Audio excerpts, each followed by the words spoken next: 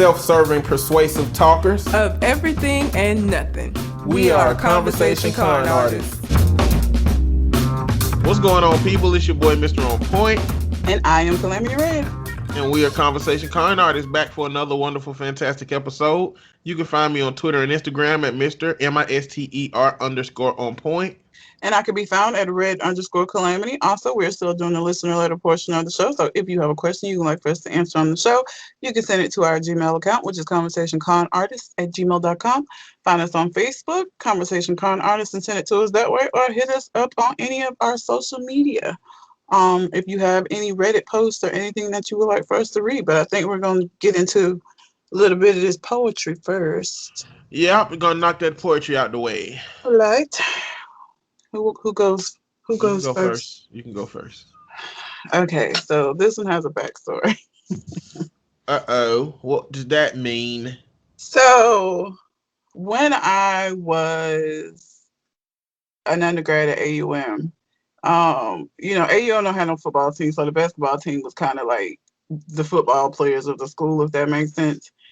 And I was sitting in the cab one day, and I knew a lot of the basketball team like fuck with white girls, which is fine. I don't give a shit about that. But I overheard a conversation of them talking about how they only fuck with white girls, and these were black dudes. So here's my issue, right? Have no problem. You love who you love, fall in love with who you fall in love with. My issue comes when you decide you're just not gonna fuck with an entire race, your race specifically, based off of whatever bullshit ass reasons that you have. And thankfully, at this point, I knew having a conversation with them wasn't going, because it was just ignorant shit. It wasn't even nothing for me to combat or have a conversation with them about. So instead, I just wrote this. So that's the background. Okay. It's called He Said. I was not very good at coming up with titles. The titles were real. But anyway, he said. He said he don't date sisters. I said, let's give him some praise. Now no sister will waste precious hours, minutes, seconds, or even days on someone so undeserving. It's unnerving, this epidemic. Infected the minds of black men with such blatant ignorance. How quickly they forget that it was the sisters who held them down in the times when they had to lower their heads simply because a white woman was around. Now times have changed and we talk too much, but haven't we earned the right? Isn't that the reason that our ancestors put up such a fight? We're too complicated and too complex. Well, hell, how could we not be? After years of social injustice as well, the wounds they run real deep. How could you put us in a box? How could you write us off? But at the end of the day, it's really simply your loss. See, in line behind you is a strong black man, a solid tree with the deepest roots, who sees the black woman as his river of life, as his companion. See, he knows the truth. Now, not all black women are the cream of the crop, but that's true of any race. There's the good and the bad, the shy and the loud, and the sisters who get up in your face. He said he don't date sisters. I said, that's probably for the best. You don't deserve a sister if you're willing to settle for something less. I'm not against interracial dating. Please don't misinterpret the rhyme. But to have prejudice against your own is stepping way across the line. It's forgetting where you come from. It's trying to erase your past. It's disrespecting the mother that gave birth to your ignorant ass. Love should simply be colorblind. It should have no boundaries. It should be between a man and a woman, should be allowed to grow freely. He said he don't date sisters. I said, well, that's okay. If you're ashamed of who you are, well, we don't need you anyway. Okay. Snap. So, fuck them. Yeah. I just never always understood that. Like, if you don't like black women and you black, just shut the fuck up and date your white women. Like, how hurt are you that you have to overtly communicate that, well, I don't fuck with them tops? Like, do you know how dumb you sound? Really? Like, I mean, that as a preference is sad. Like, people can have preferences, don't like short people, okay. Want to date somebody tall, all right. But like, I don't want to date a whole race of people, Yeah. And I mean, my oldest brother, I've talked about him on the show before, like, he has that mentality. And, he don't say that shit in front of me because they know I'm crazy. Because I wish the fuck he would be sitting up and talking about. And again, I have nothing against white women. I have nothing against people dating interracially. I've dated white men.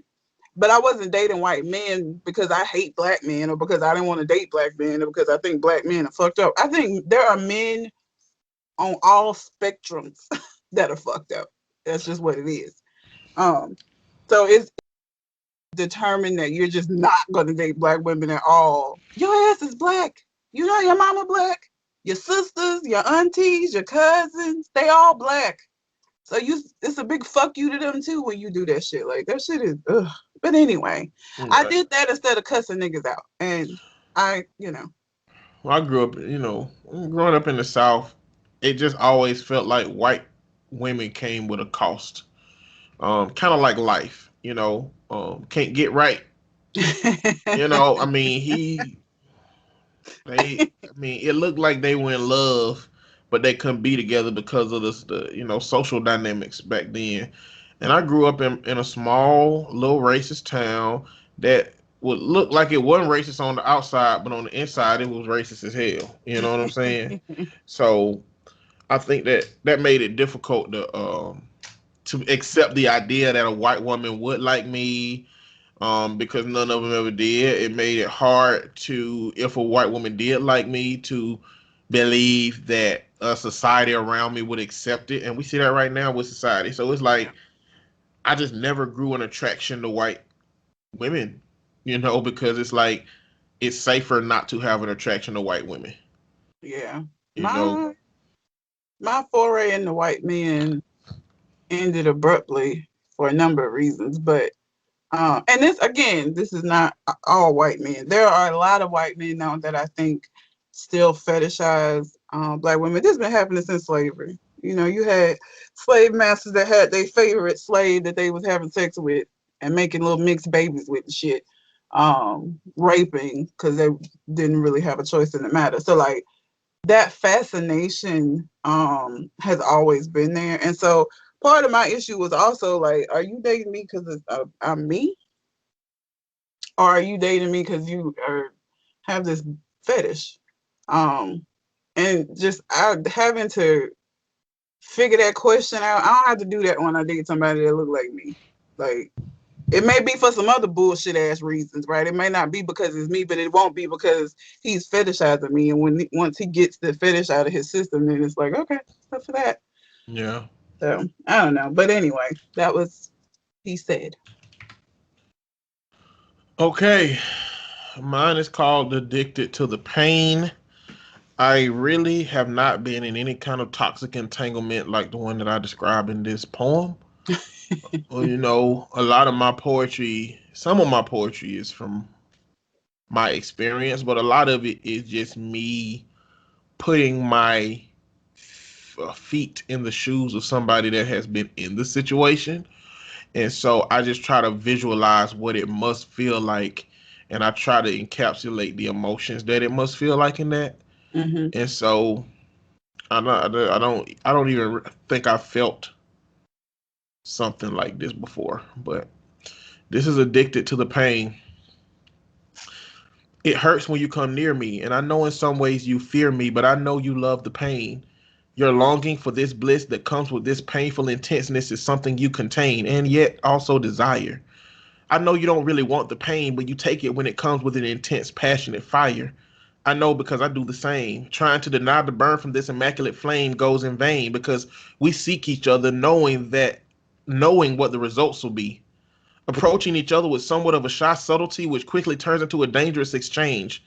The one that involves setting moves and preludes the pain. But here it comes chasing behind until it catches up with us, plaguing our minds, till the moment that we find the hurt has overcome us and the bliss escaped, leaving us alone with the most burdenous weights and the most unstable of states, only intensified by this predetermined loathing and hate. Then we part ways at our own pace, slowly beginning to erase the memories that claim us, vowing that our past is something that won't stain us, but we were tarnished every step of the way. And deep down, we were always knew the ending to our beautiful infliction. So we rehabilitate from these painful addictions until we meet again. I've been in there. That's Yeah.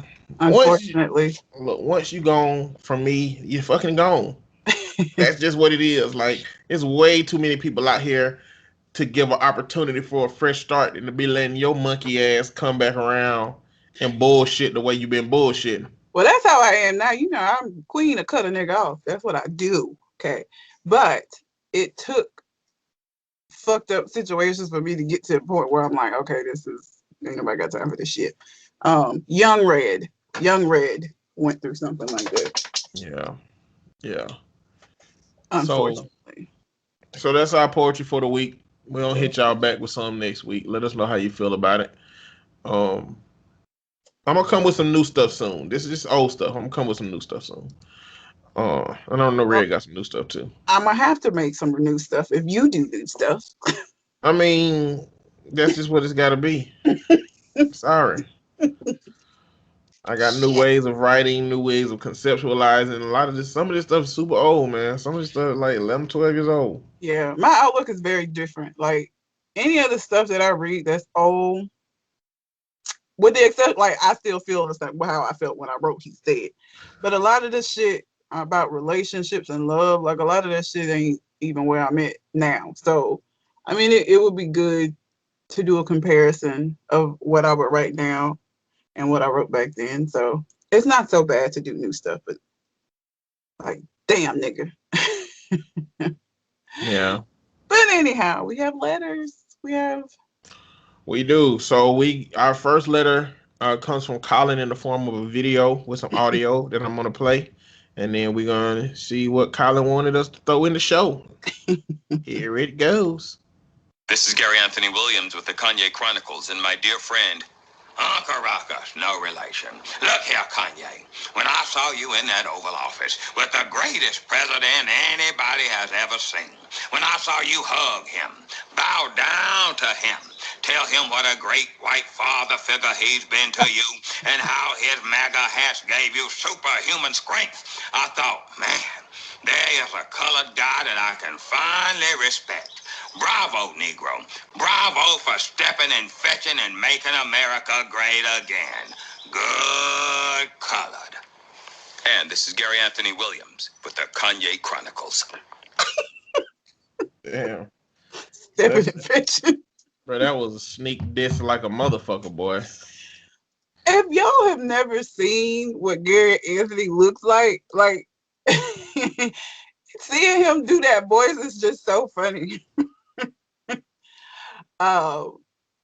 He just don't look like he would sound like that or say those things. And so it's just very funny dichotomy. But I mean, everybody know Kanye was out here with the bullshit, and thankfully the shit didn't work. Even though it was a whole bunch of you motherfuckers that wrote his name in or voted for him like a dumbass.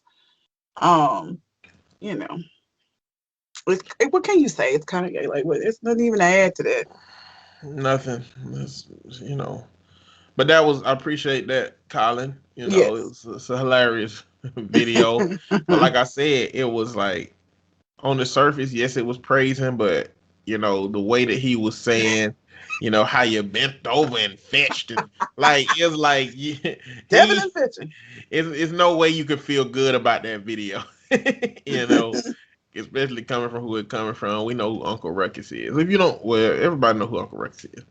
If you don't, because Michael mentioned Riley from Boondocks the other day, so yeah, they the only ones I would think that maybe they didn't, but they know what it is. Everybody know that Uncle Ruckus came from Boondocks, and he was a vitiligo having black man that loved the white man.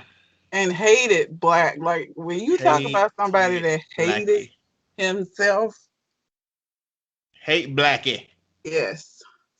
You gonna read his go ahead while we're on Colin and do his other one? Yes. Let's do that. Yes, Queen.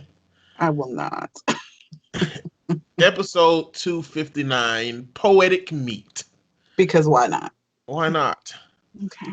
What is good, y'all? Both of y'all poems were so fire.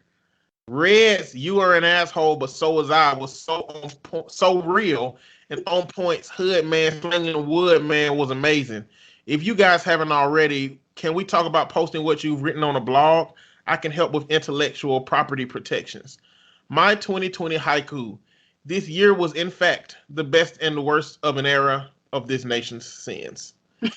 First of all, welcome back, Michael. Second, yes, that's how you run away from a battle in Pokemon. LOL. Thanks for clarifying that. The right story was wild and is grounds for being fired as a girlfriend. But discussing food and coming off the heels of Thanksgiving makes me think of a topic I wanted to add for y'all to discuss briefly. Struggle Thanksgiving plates. And there's a picture of this is how most of y'all food be posting. And it's a picture of a dude in a pot of stew with a crying face on it. Also, please talk about the boxing matches from Saturday. Cheers, Colin. I don't watch boxing, so I have nothing to say about that. Listen. If you don't watch, I don't watch boxing, but I'm real interested in what's going to happen with these two matches. At least the two that I watched. I didn't watch all of them. I watched the two main ones that were popular. But so we coming off the end of Thanksgiving, you know. So how was your Thanksgiving? Look, COVID. So listen, let me keep this short. Normally I go to Huntsville to my aunt's house and we have Thanksgiving at her house and everybody goes there. But because of COVID and, her and her husband are at an elevated risk of catching COVID. So we got it. Like she canceled and was like, basically, I don't want you niggas all in my house. And I got it. We respect it. But what that meant for me was I had to go to my fucking parents' house, which doesn't sound bad to people if you have regular fucking parents, but I do not. Okay. So I went. And of course it didn't go well because, anytime I spend with them don't go well. We eat dinner in front of the TV in the living room. Like we not sit at the table and do that shit. We don't do that shit. Okay. So I fixed my plate. My dad fixed his plate. He happened to sit down at the table. Okay. But it's like, we don't do that. So like, I don't know. I went and did what I normally do. This nigga got up and sat at me. And was like, that's fine, you don't want to sit at the table with me. Nigga, we don't sit at the table. How the fuck would I know that you sitting at the table with me? You wanted me to come in there and sit at the table. Like, my dad is on this whole kumbaya, he want to be a father shit. Which, I mean, I guess that's fine. But you can't change the rules that have been established in this family without discussing the rule change and then get mad because motherfuckers don't follow the rules. Like, I don't know nothing about sitting at no goddamn table. We don't do that. Like, we don't sit at the table. I did what we normally do. And he didn't say anything until he completed eating his meal and he was getting ready to walk out the door and came back in with an attitude. Like, I just hurt his fucking feelings. Like, dude, why didn't you just say something? All he had to do was say, hey, Red, come in here and sit with me. And I would have went in there. Simple. Easy. But because I ain't no mind reader and didn't fucking know, it would turn into a whole thing. So I left. And that was how my Thanksgiving went. So there's that. Well, for my Thanksgiving, I did a Friendsgiving. I canceled my trip to North Carolina because I was going to take a flight. Didn't want to drive all of those hours up to North Carolina. And the numbers with COVID were going up. So I was going up there with my grandma and my dad, and I just decided not to go because of that. And I didn't go. And I stayed here, and I cooked food for myself and for anybody that wanted to come and pick some food up. So everybody came and picked food up. My girlfriend's in town, so, she ate. But everybody else just came, picked up a plate, headed on back to wherever they was going. But it wasn't a bad Thanksgiving. I already like mostly being by myself anyway. So maybe I'm a dickhead for that, but that's what it was. But as far as the food goes, I saw some people who had finished their meals by Monday. They're like, Thanksgiving dinner done. It's Monday night. What? Yes, Monday night. Okay. No. Yeah, I was like, what the hell? Like, y'all got to get y'all schedule together. Like, the food need to be thrown away by the time Thursday get here. It needs to be fresh, yes. Like, because you already going to eat leftovers. Like, you eat leftovers of leftovers. Like, what the fuck? No. That's craziness. As far as struggle meals, like, we don't we have the same people cook every year. So, like, we don't have none of that fuck shit of somebody trying to bring something. My aunt ain't even about that life because she don't want to even take no chances. So when we do Thanksgiving in Huntsville, she make everything. Nobody brings it, so it ain't that situation of it's like who brought this macaroni and cheese because it ain't good kind of shit. Like none of that. We don't do that. So I can't relate to the struggle meals, but seeing other people struggle meals is funny as fuck.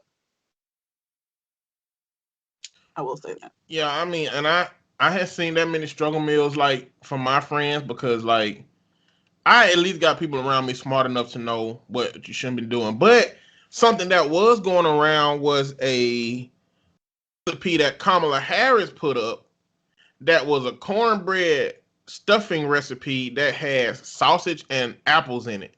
And everybody was wilding like, bro, you've been hanging around your husband people for too long and yada yada blah blah blah. But people was talking that shit about the sausage. Like, fuck you. Sausage is delicious. No, I was doing that because of the apples. The fuck? Sausage sounds fine. the but see, and this, I guess this is my problem because motherfuckers wanted to call her Jamaican and Indian and not black at the beginning, but now that she won, she got to meet all the black criteria. Like anytime she do something unblack, she black and not the cultures that we were saying that she's actually a part of. Because Jamaicans and I don't know Jamaicans and Indians, I know they use apples way more than we do. Yeah, man. We in the South we make apple pie. I'm just saying. I don't know. I'm just saying that might be what they do with Indian dishes. It's That's just really like raisins and potato salad. Like. Yeah, it's not. It's not necessarily all the way out of place for that. It's other shit in it. You know what I'm saying? But apples, I don't know. Do apples fit with bread? Where do apples fit with bread? Outside of a pie, because you know pie crust is essentially bread. It's just cooked different. But anyway, like that was one of them things that was going around. What else? I talked to one of my friends about dressing versus stuffing. Listen, man. If you didn't know, to me, stuffing is like whole bread based. You know what I'm saying? Dressing is cornbread based. You know, those are two different things. You know, when you know that I've even ever had stuffing. So stuffing is traditionally herbs and bread and whatever other vegetables that you stuff into the turkey and let it cook in the turkey while the turkey is cooking. And you know, once the turkey done cooked, you snatch all of that, you scoop it out, put it on your plate and eat it. That's stuffing. And so they modified it to be cooked in different ways outside of a turkey. That's why you got stovetop stuffing. But when you dump out stovetop stuffing, all you get is a whole bunch of little cubes of fucking regular ass bread. That ain't cornbread. That's regular ass fucking bread. Now I add stovetop stuffing to my cornbread dressing because it gives a little texture contrast, especially when you bake it. But like to just have stovetop stuffing or stuffing with just bread and not cornbread, I don't know what the fuck you doing, you know. And then there's some things that happen during Thanksgiving that you will get shamed for. Okay, you will get shamed if you wash anything in your sink. Yeah. I want you to know that. You will. Don't wash shit in your sink. No. You know, get a colander or get a bucket, whatever you got to do. Something. Why the fuck would you put it in a bare ass sink? Don't put it in the bottom of the sink. And you know what? I know theoretically, if you use soap, if you use the most potent cleaning agents to clean the bottom of your sink, theoretically, yes, it's clean. It's actually clean. All the bacteria is gone. But the fact that dirty dishes go through there constantly is something people can't get out of their head. You wouldn't, like, you could get, matter of fact, you can get a whole brand new bathtub in, and the first thing you do in that bathtub is wash greens in it. If you take a picture of yourself washing greens in a brand new bathtub, ain't nobody gonna give a fuck that the bathtub is brand new. All they gonna think of is that this device is made to wash off dirty, nasty ass skin off of your body, and this bitch got greens in it. That's it. That's one of them. Another one is, look, if you're going to cook collard greens, if you got stems in your collard greens, your picky ass family members is gonna roast your ass. You know, now if the greens are good, why wouldn't you snap them off? Snap them off. I mean, it's not hard. It's not hard. No. It's not hard. But what the stems do is they create a problematic texture because the stems take longer to cook than the actual greens. So when you cook the greens and get them to the texture that you want, you're gonna have some stems that are not the texture that you want. And people don't want to deal with that shit when they eat greens for Thanksgiving. You know? Lastly, there is a most important item to not fuck up on Thanksgiving. Mac and cheese. It's the fucking macaroni and cheese. You know, and if you are the one that fucked up the macaroni and cheese, you got a whole year to try your best to redeem yourself. Figure out what the fuck went wrong. If you fuck up the macaroni and cheese, like it's a celebrity that posted on Twitter, don't remember her name, but she was like, she scooped up some mac and cheese and it was all liquid in the bottom and she got roasted. It's like, why the fuck is the macaroni and cheese all liquidy? It's supposed to be. It's supposed to be thick and it's supposed to move, but it ain't supposed to be runny. Like if you could pick up macaroni and cheese on a spoon, tilt it, and that bitch drip off, some shit is going wrong. Okay? Have you seen that TikToker that mama yelling at her daughter for fucking up the mac and cheese because she put that what did she put in it? Not sour cream. She put cream cheese, and her mama went off on her. Don't be experimenting us on Thanksgiving. You don't experiment on Thanksgiving. Auntie Carol sent you that recipe. See, mama ain't up on game because cream cheese makes macaroni and cheese a fucking amazing. Number one, it just does, right? Or sour cream. It's a agent that makes it creamier. But you know how older people have how they feel shit goes, and that's how it go. That's why you gotta do your family like I do you, right? I don't never let you see how the fucking sausage get made. I bring you a fucking plate and you eat it and you be like, oh, this is delicious. You know what? Sugar was in that. So, fuck you. You know, that's how you got to do old people. Like, you ain't got no goddamn business letting old people see you making shit in a way that they can criticize you about how you making it because now their psychology is tainted. Now, even if the shit is fucking delicious, they can't, and they not gonna be able to accept it. They probably won't even taste your macaroni and cheese now. No, but the sour about that cream cheese, or I don't like it. I don't like sour cream. I like cream cheese. Cream cheese makes it so much better, man. And macaroni and cheese is about seasoning it properly. Okay, with macaroni and cheese, don't over salt that shit. All right, first, that's number one. Now, salt is better when you cook it into your food. It's much better.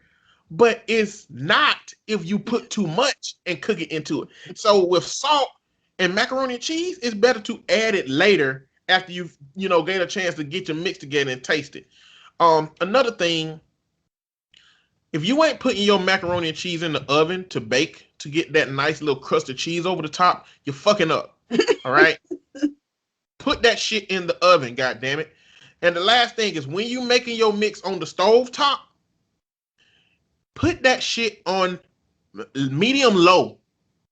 Don't put that shit any higher than medium low. Don't even for a minute be like, I'm gonna put it on 7 for a little while, get it warm faster, and then stir it quick, and then turn it down. You will fuck up at a 50% rate doing that. Okay?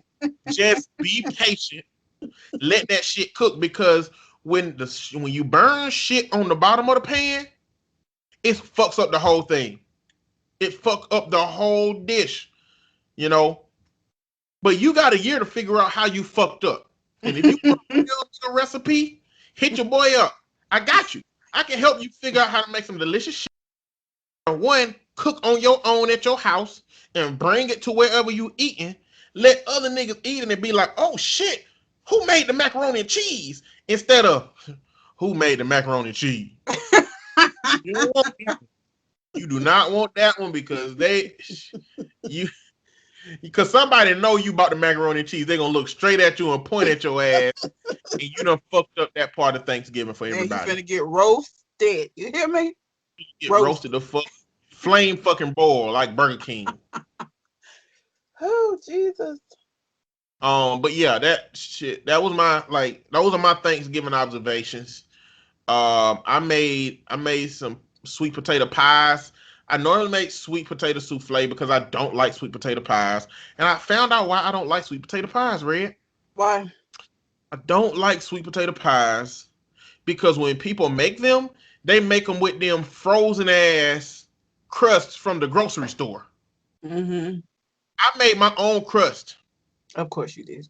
Yes, I made my own crust. And when I tell you that shit was delicious, shit was delicious.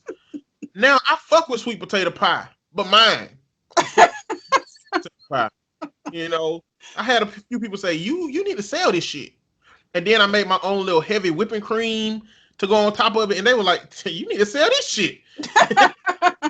That's like it. I fucks with it now. So I know that it's capable of being delicious, but not if you buying them whack ass already pre-made crust from the grocery store, man. Make your own goddamn crust. Put some elbow grease into this shit. All right? Damn.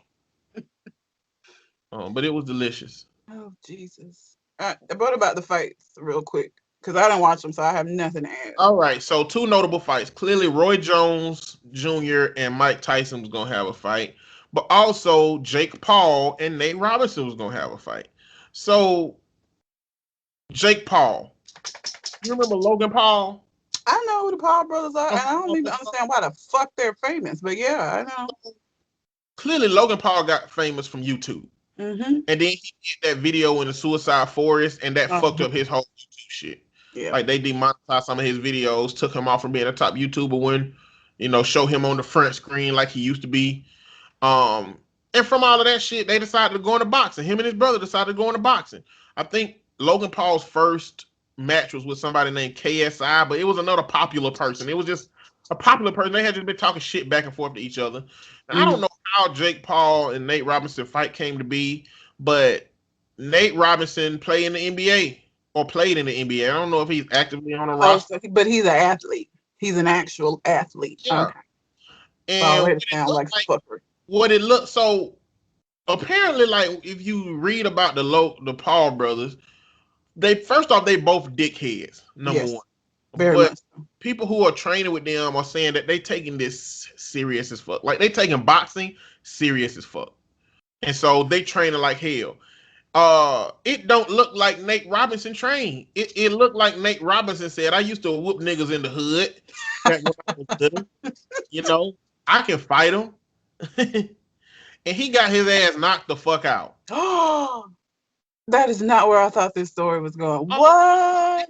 He got knocked the fuck out. I mean, he got knocked down like 3 times, and then it was the last punch knocked him out. He just stayed on the ground, like he just took a nap on the floor. I don't even know Nate Robinson, but I fucking hate the Paul brothers, so that makes me sad because I would love for somebody to knock his fucking ass out. Listen, man, you can't come in there fucking half stepping.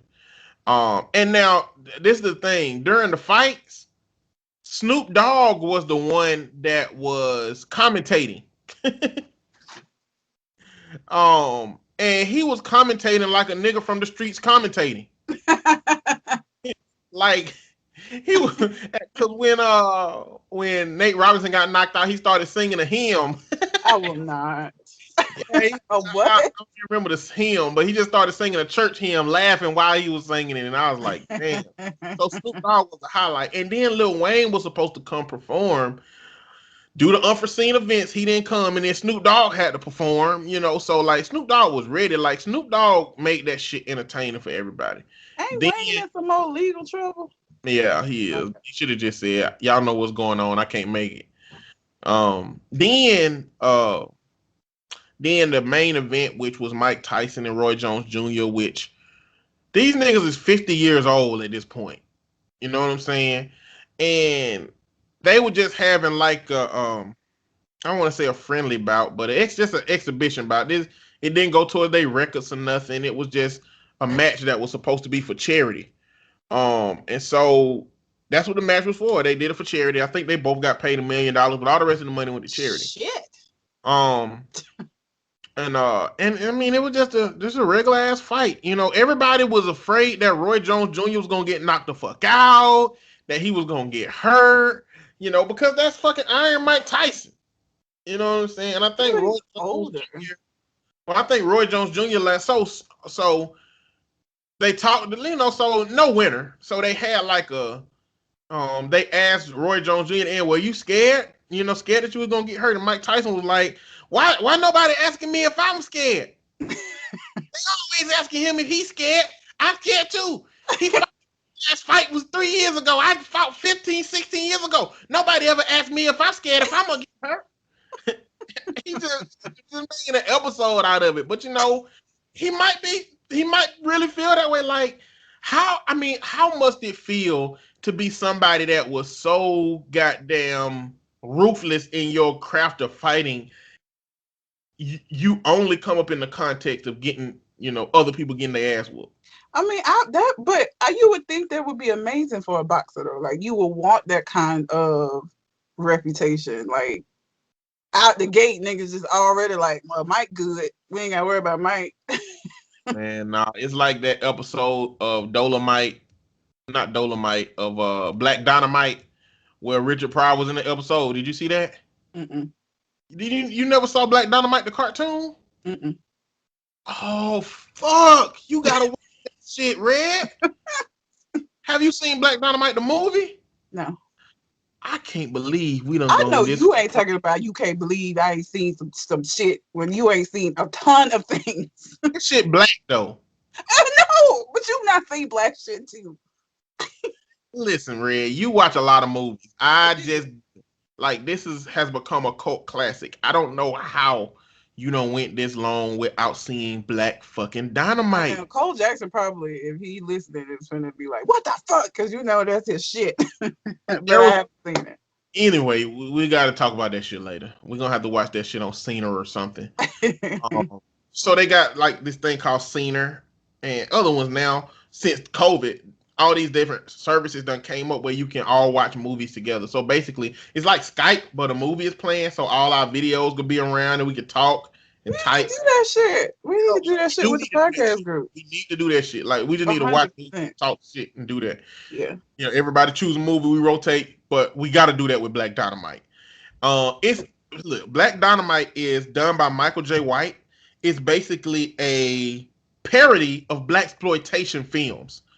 It's supposed to represent the preposterous goals that they had back then, all the wild, stupid kung fu that they had, the crazy ass language of how they used to speak, and Michael J. White is basically this super kung fu master that, and the storyline is that these women live in the whole house, and one of the kids got kidnapped from the whole house that was one of the girl's son, and we found out that he had got addicted to this drink that the white man was selling in the hood, and if you drink it, it make all your dicks little.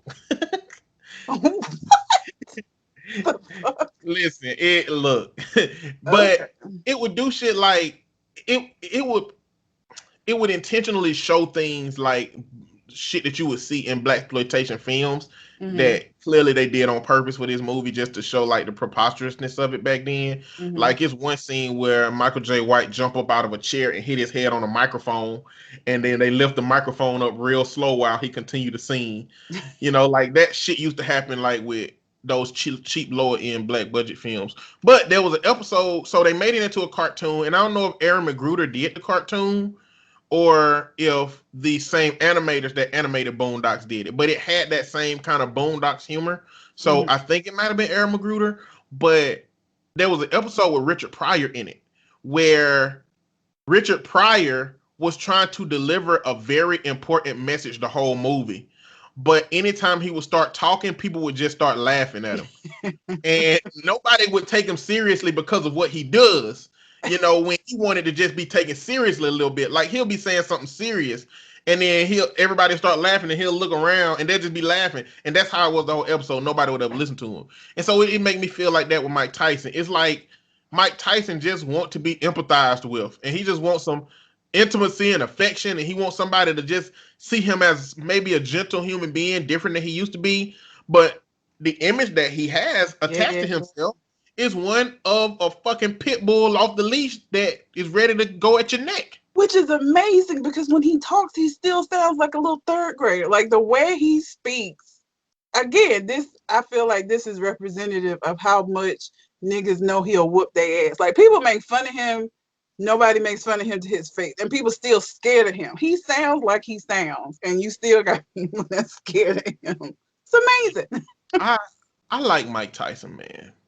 And I guess the only thing that make it hard to like somebody that like Mike Tyson is because of the past that they have. Like it's Beating women asses. It's conflicting to say, like Chris Brown came away with most awards at the Soul Train Awards the other night. Chris Brown came away with the most, you know, and is that because when he did it he was 17, you know, so he was a kid when that happened and now he's recovered? Is that because enough time has passed by that? Because he ain't done nothing to indicate that he's better for us to be like, he did this. So has enough time just passed by for us to accept that, you know, Chris Brown is, you know, still doing shit and we can support it now? No, I think it's that people are fucking fickle.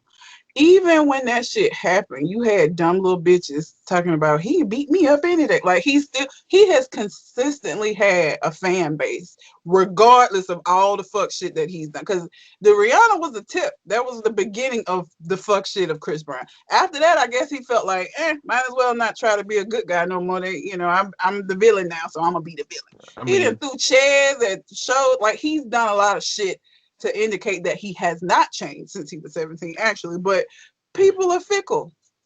If I lived with Rihanna and had access to her lifestyle and even like she gave me an allowance to be able to live however I want to live and just gave me 2 black eyes every other week, I'd take it. I'm not doing this with you. I'm not gonna do this. She can beat my ass. There's nobody that can. It don't even gotta be Rihanna. It can be somebody around here. It can be somebody around here. If I met somebody around here and they'll take care of you. Yeah, they'll take care of me, but they'll whoop my ass every now and then. I'd take it. Apparently I got high pain tolerance.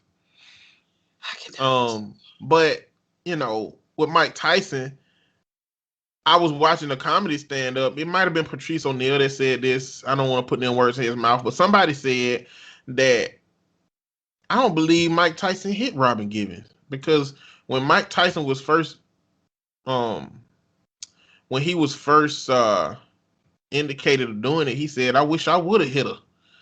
If I have to go through this shit for it, you know, I think he might have did some time for that, whatever he did time for. But he was like, the only kind of person that would say, "I wish I would have hit her," after you get, you know, in trouble for hitting her, is somebody who didn't hit her. Like, why would you say that?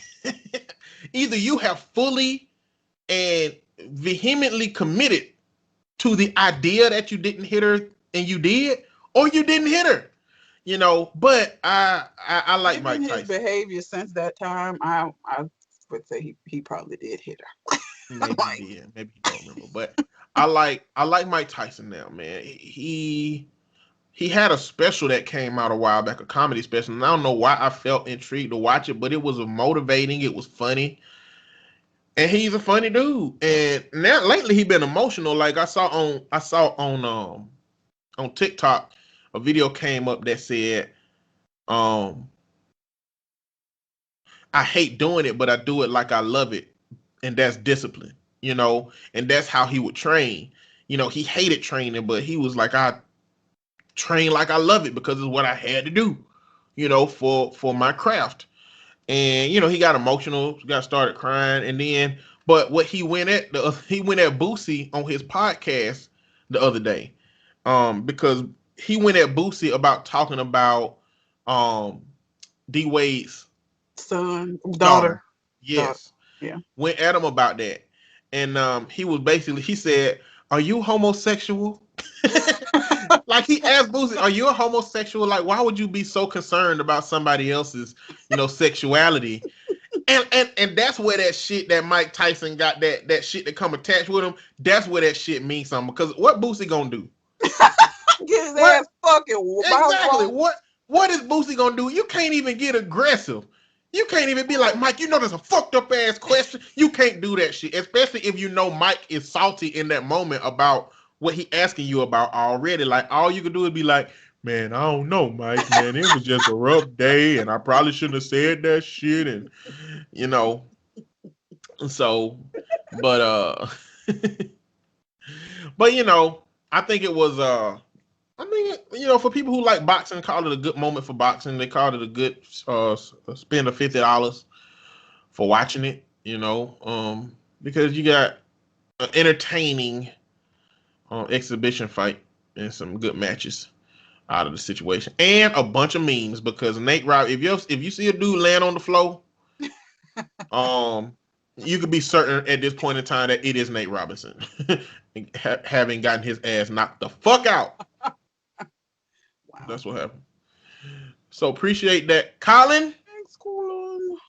Appreciate that. Now let's go to a letter from Nikki. Listening letter from Nikki. See, she didn't name it like Colin be naming it. Yeah, I know. I appreciate that. Thank you, Nikki. Hi, both. I hope you all enjoyed your Thanksgiving holiday. Feel free to answer as few or as many as you like. Have you all heard of Sean Fury? He has an album called Ladies of Color. I would love to hear your opinion on his songs on this album. If you're in need of a deep laugh, I can recommend the song Biracial Girl and Snow. Okay, wait, let's take it one at a time. I have heard of him. I have seen the video. I have too. It's the most, like, you know what? Like I said, when I overheard the basketball players, like I was like, these motherfuckers. When I saw that, it just made me laugh. I didn't even get mad because it's like, you know what? They can have you. You good, bro. They can have you. That shit is, first of all, it's like if y'all know who JJ Icefish is, it's JJ Icefish, but like all his songs are about how he loves white women. And it is the most cringy shit that you've ever seen. And he's a dark-skinned black man. Like, you know who he reminds me of? He kind of reminds me of Carlton. Carlton Banks? Yes. But that shit is the cringiest fucking, like, it's worse than JJ Icefish. JJ Icefish is bad enough. But this, because his subject matter is so cringy, it's fucking, and I don't even remember how I came across him. I think maybe somebody told me to watch the video. I don't even remember why I know who he is and I know these stupid ass songs, but girl is cringy. It's some cringy shit. If you've never seen one of his videos, you only need to watch one to get what I'm talking about. And you only have to watch the whole video. Like, it's cringy from beginning to end. Yeah, it don't sound good. No, it's weird. It's very weird. If invited to the family of a significant other's house for the first time, what would you bring? Definitely not any food. Only because you don't know the people yet to be bringing food. Like, you don't know what their likes and dislikes are. So I wouldn't bring food. What would I bring? Shit, I probably would just bring me and just try to be on my best behavior. Look, I'm bringing stowaway shit. What do you mean stowaway shit? I'm bringing shit that's pocket size that I can pull out after I gauge the situation. Right? And I think the best universal thing to bring, especially since we black, are a deck of cards. Yeah. Well, that could get, bring a deck of cards if you know how to play spades. Do not bring a deck of cards if you're not good at spades, because that is a universal. Yeah, don't do that. Dominoes then. Bring dominoes. Same thing. If you ain't good at bones, don't bring. You need to make sure that you know how to play this shit. Dominoes take a lot less strategy than spades. Okay, you know what I'm saying. But if you want to be safe, like, you could bring Cards Against Humanity, but you might be fucking up.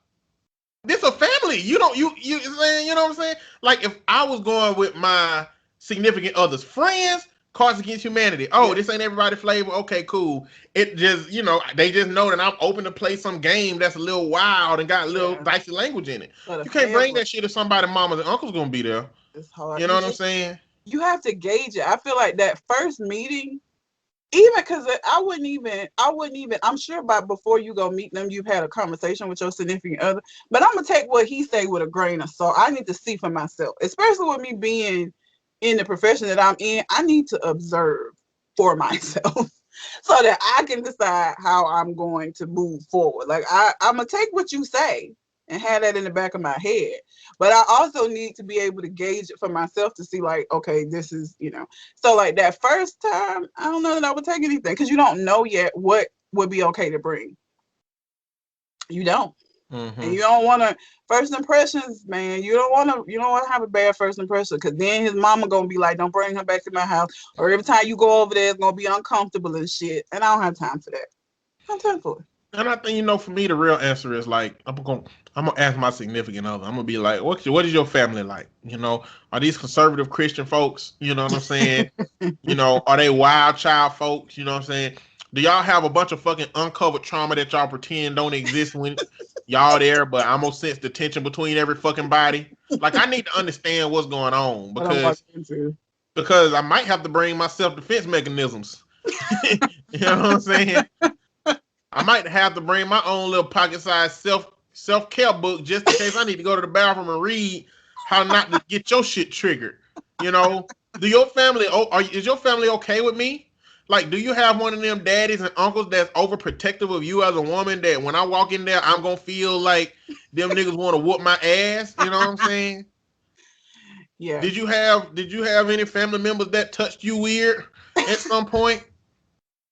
I had an ex-girlfriend that I went on a trip with, went to Florida, and two of her family members said, "Man, if she won my family, one of them was her cousin and one of them was her uncle. Man, if she won my niece, disgusting." Yeah, and I'm like, this. I done stepped into some trauma. Like some of the stuff that we were going through in our relationship, I was like, I feel like I understand some stuff now. Oh, that's so creepy and weird. Why would you say that? Oh. Don't even know. I'm just saying, like, it's so many things you can step into in another person's family. I think you should just really know your mate or play it safe and don't bring shit. Just bring yourself. Observe and see. Bring yourself, observe. Don't talk that damn much. Yep. Throw in a joke that makes sense here or there. If you're the funny type, if you're not the funny type, bring out some of your knowledge or something. Pick a question to ask somebody, goddamn. That's what I always try to do. Pick a question to ask a motherfucker. It don't matter what the question is. Observe the environment. Hey, what do you do for work? Hey, what do you do for work? Some simple shit. Get a little conversation started. Show that you got some interest in understanding the family dynamic and going about your business. But I think you best suited doing research at the beginning. I feel like it would be hard for somebody to meet my family because we just roast each other like that's so we try to, like, when it's somebody new, we try to kind of keep it to a minimum because, like, obviously you just met us, so like you ain't gonna jump in on the roast, and that's not a good idea. You don't want to do that. But from the outside looking in, probably my family is weird. We're not we're definitely not the Cosbys. Like, we literally roast the fuck out of each other, like, the entire time we're together. I don't think you should ever jump into a family roast until the third time after you get roasted. You got to take one roast on the chin. Matter of fact, more than one. You got to take 3 roasts on the chin. Come up with some generic statements. Boy, y'all wild, man. Y'all family be, y'all crazy when y'all get together. That's your first one, second one, and third one. After the third one, on the fourth one, go for it. Hit a nigga about his hairline, goddamn. Like, go for it, goddamn, after that. But you got to take something on the chin. They got to know that you're a good enough sport to participate in the shit. Yeah, because you have to be. I mean, even with them, if the person I was dating just saw how me and my younger brother interacted. When me and William get together, like, I like hanging around him because I have to stay on my toes. Because we just go back and forth the entire time. Like, literally the entire time. They do the whole time. They don't cut off or stop at all. No. None. Just keep going and going and going and going. And And you know it's like, and you can tell it's just how their dynamic is, because both of them will talk to you nice the whole time, but as soon as they looking at each other, it turned into some other shit. But I don't think it's an uncomfortable thing. Like, we're not like hostile towards each other. Like, you can tell, like, it's just like good spirited, I guess. Like, I don't feel like it makes people uncomfortable. I think that y'all got to be around people that y'all are fully comfortable with, because when your brother came out to eat with all of us at the table, your brother was different. Yeah, because he didn't know anybody else there. You were comfortable because you knew everybody. But when y'all with me, y'all, it's like I ain't even there. Shit go crazy. I mean, and he know me. He drew a picture of us where Red was Storm and I was the Incredible Hulk. Like, she got one of those somewhere. Yeah, well, in my living room. Yeah. So like that shit is different. But you just gotta know what that is. You know what I'm saying? I'm sure somebody y'all gonna be around, that shit gonna be uncomfortable one day until they know that it's normal. That this is just what we do. Yeah. Like there's gonna be some nigga in your life that's gonna be ready to fight your brother. And I'm gonna be ready to fight him. Sit your ass down. It's not overtly, like internally. Yeah, I know. And he gonna tell you when he gonna be acting different, be like, you and your brother always talk like that. Yep. Yeah, we do. Oh. Cause like he's been on the phone with me, like around his friends, and they'll be like, "Who are you talking to?" And when he said his sister, they're like, "What?" Yeah. Cause it's like all day. It's like, so I'm sure meeting my family is weird, just because we have a different kind of dynamic, which is probably born from just a bunch of fucking dysfunction and trauma. But it is what it is. I don't want that trauma. Number 3. I think you all play Sims. I just started. What aspects of the Sims do you wish that you can incorporate into your real life? So, On Point doesn't play Sims. Have you ever played Sims? Yeah, I play Sims. That's fucking boring. What is that? William says the same thing. It's not boring, but anyway. But that's me. And my genre is outlandish, ridiculous, action, jumping, moving fast, all that shit. Like with the Sims, you literally just do the same shit you do in real life on a smaller, maybe larger scale. But you have complete control where you don't have complete control in your life. Like, yes, it may seem mundane. It's mundane if you make it mundane. I done had all kind of storylines. I done had people cheating and get caught cheating with the maid. Like, it's whatever you make it. It's a fucking whole soap opera.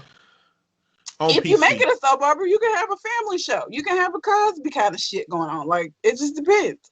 A real Cosby or a fake Cosby? Fake Cosby, not the real Cosby. You can't have real. You can't drug people in The Sims. No.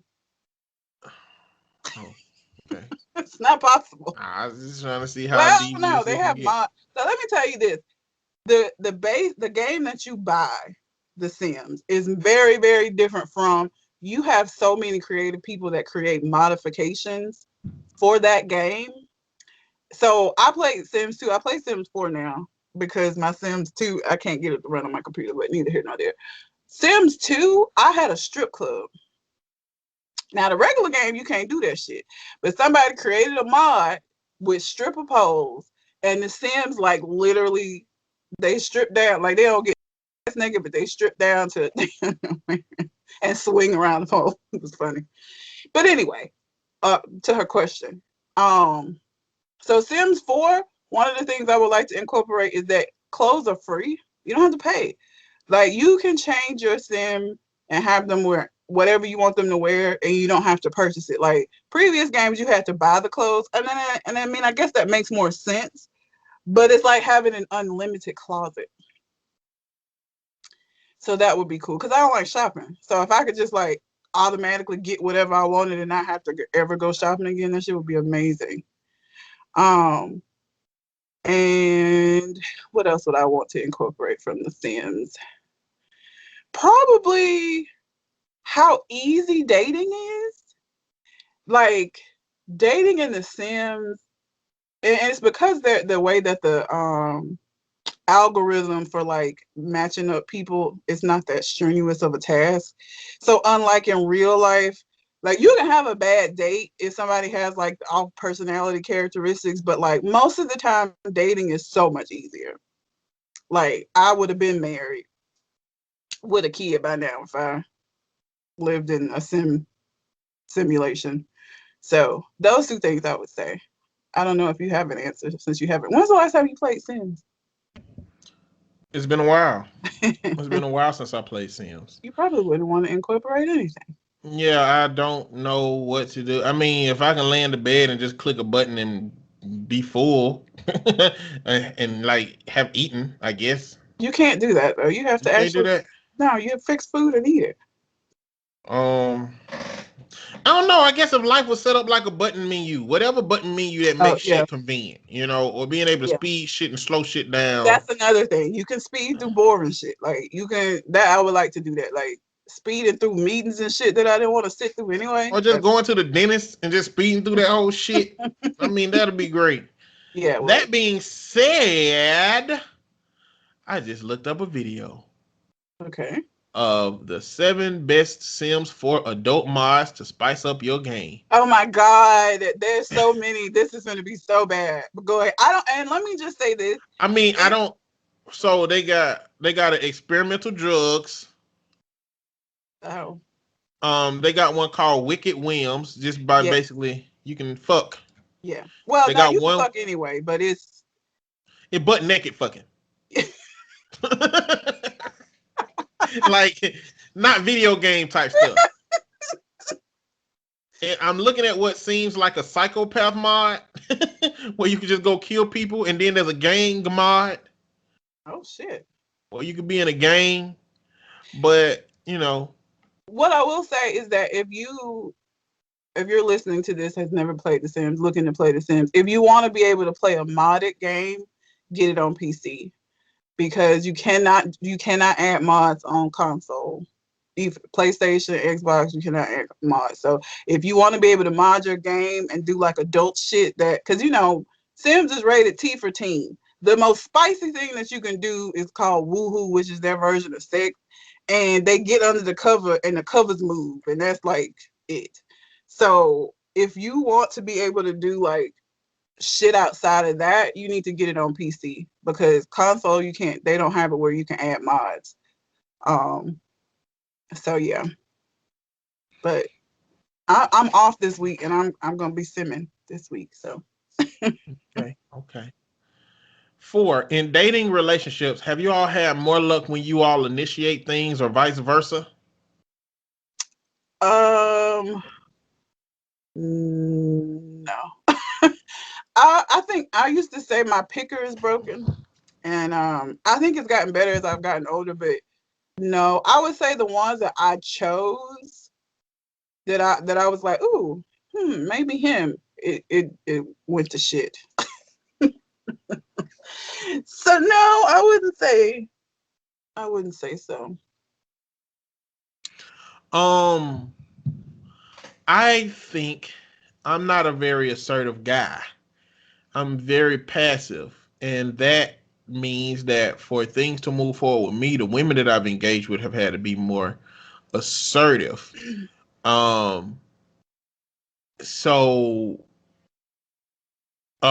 as a guy, when I've initiating hadn't really worked out for me that well. Because, you try to initiate with the people that you want to initiate with. Yeah.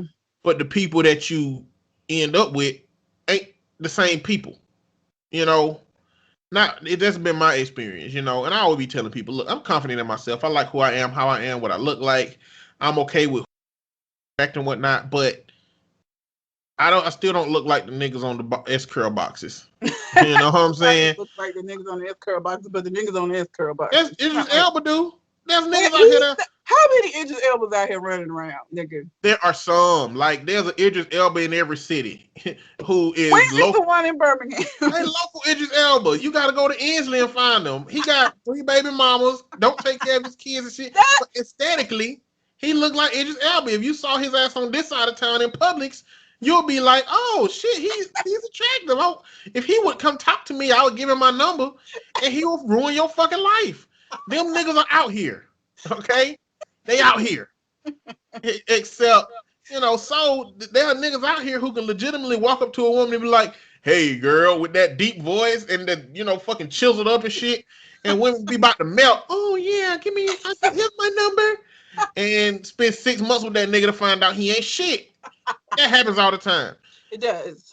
I don't have the tools for that. You know what I'm saying? I don't have the tools to, like, women don't look at me and think he must be a fuck boy. Women probably look at me and be like, he don't get no pussy. I mean, I would know. I'm just being, I'm exaggerating. The other side of the spectrum. I know I'm exaggerating. Yes. You know what I'm saying? Because I've not had any problems getting women. Like, I haven't had no problems with that. I'm just saying there are certain group of dudes who women respond to a certain way. And there are another group of dudes that women respond to a certain way. Same thing for me. And like we attract what we like and whatnot. But there are a group of dudes who will always be able to get that number because 1, they had a confidence, 2, they have the aesthetic, and 3, they have the words. Some of these niggas got the confidence that don't need to have the confidence though, because I done had people come up to me and I'm just like, all right, no. Like, well, I'm just like, but when you're not the S Carol box kind of dude, whether that means that you're short, whether that means you look geeky, whether that means you overweight, whatever that means, you got to bring more shit to the table. You know what I'm saying? Like you got to have something that compensates. You got to be funny, or you got to have like unreasonable levels of confidence. You know what I'm saying? Like you got to have more, and when you don't, like the balance.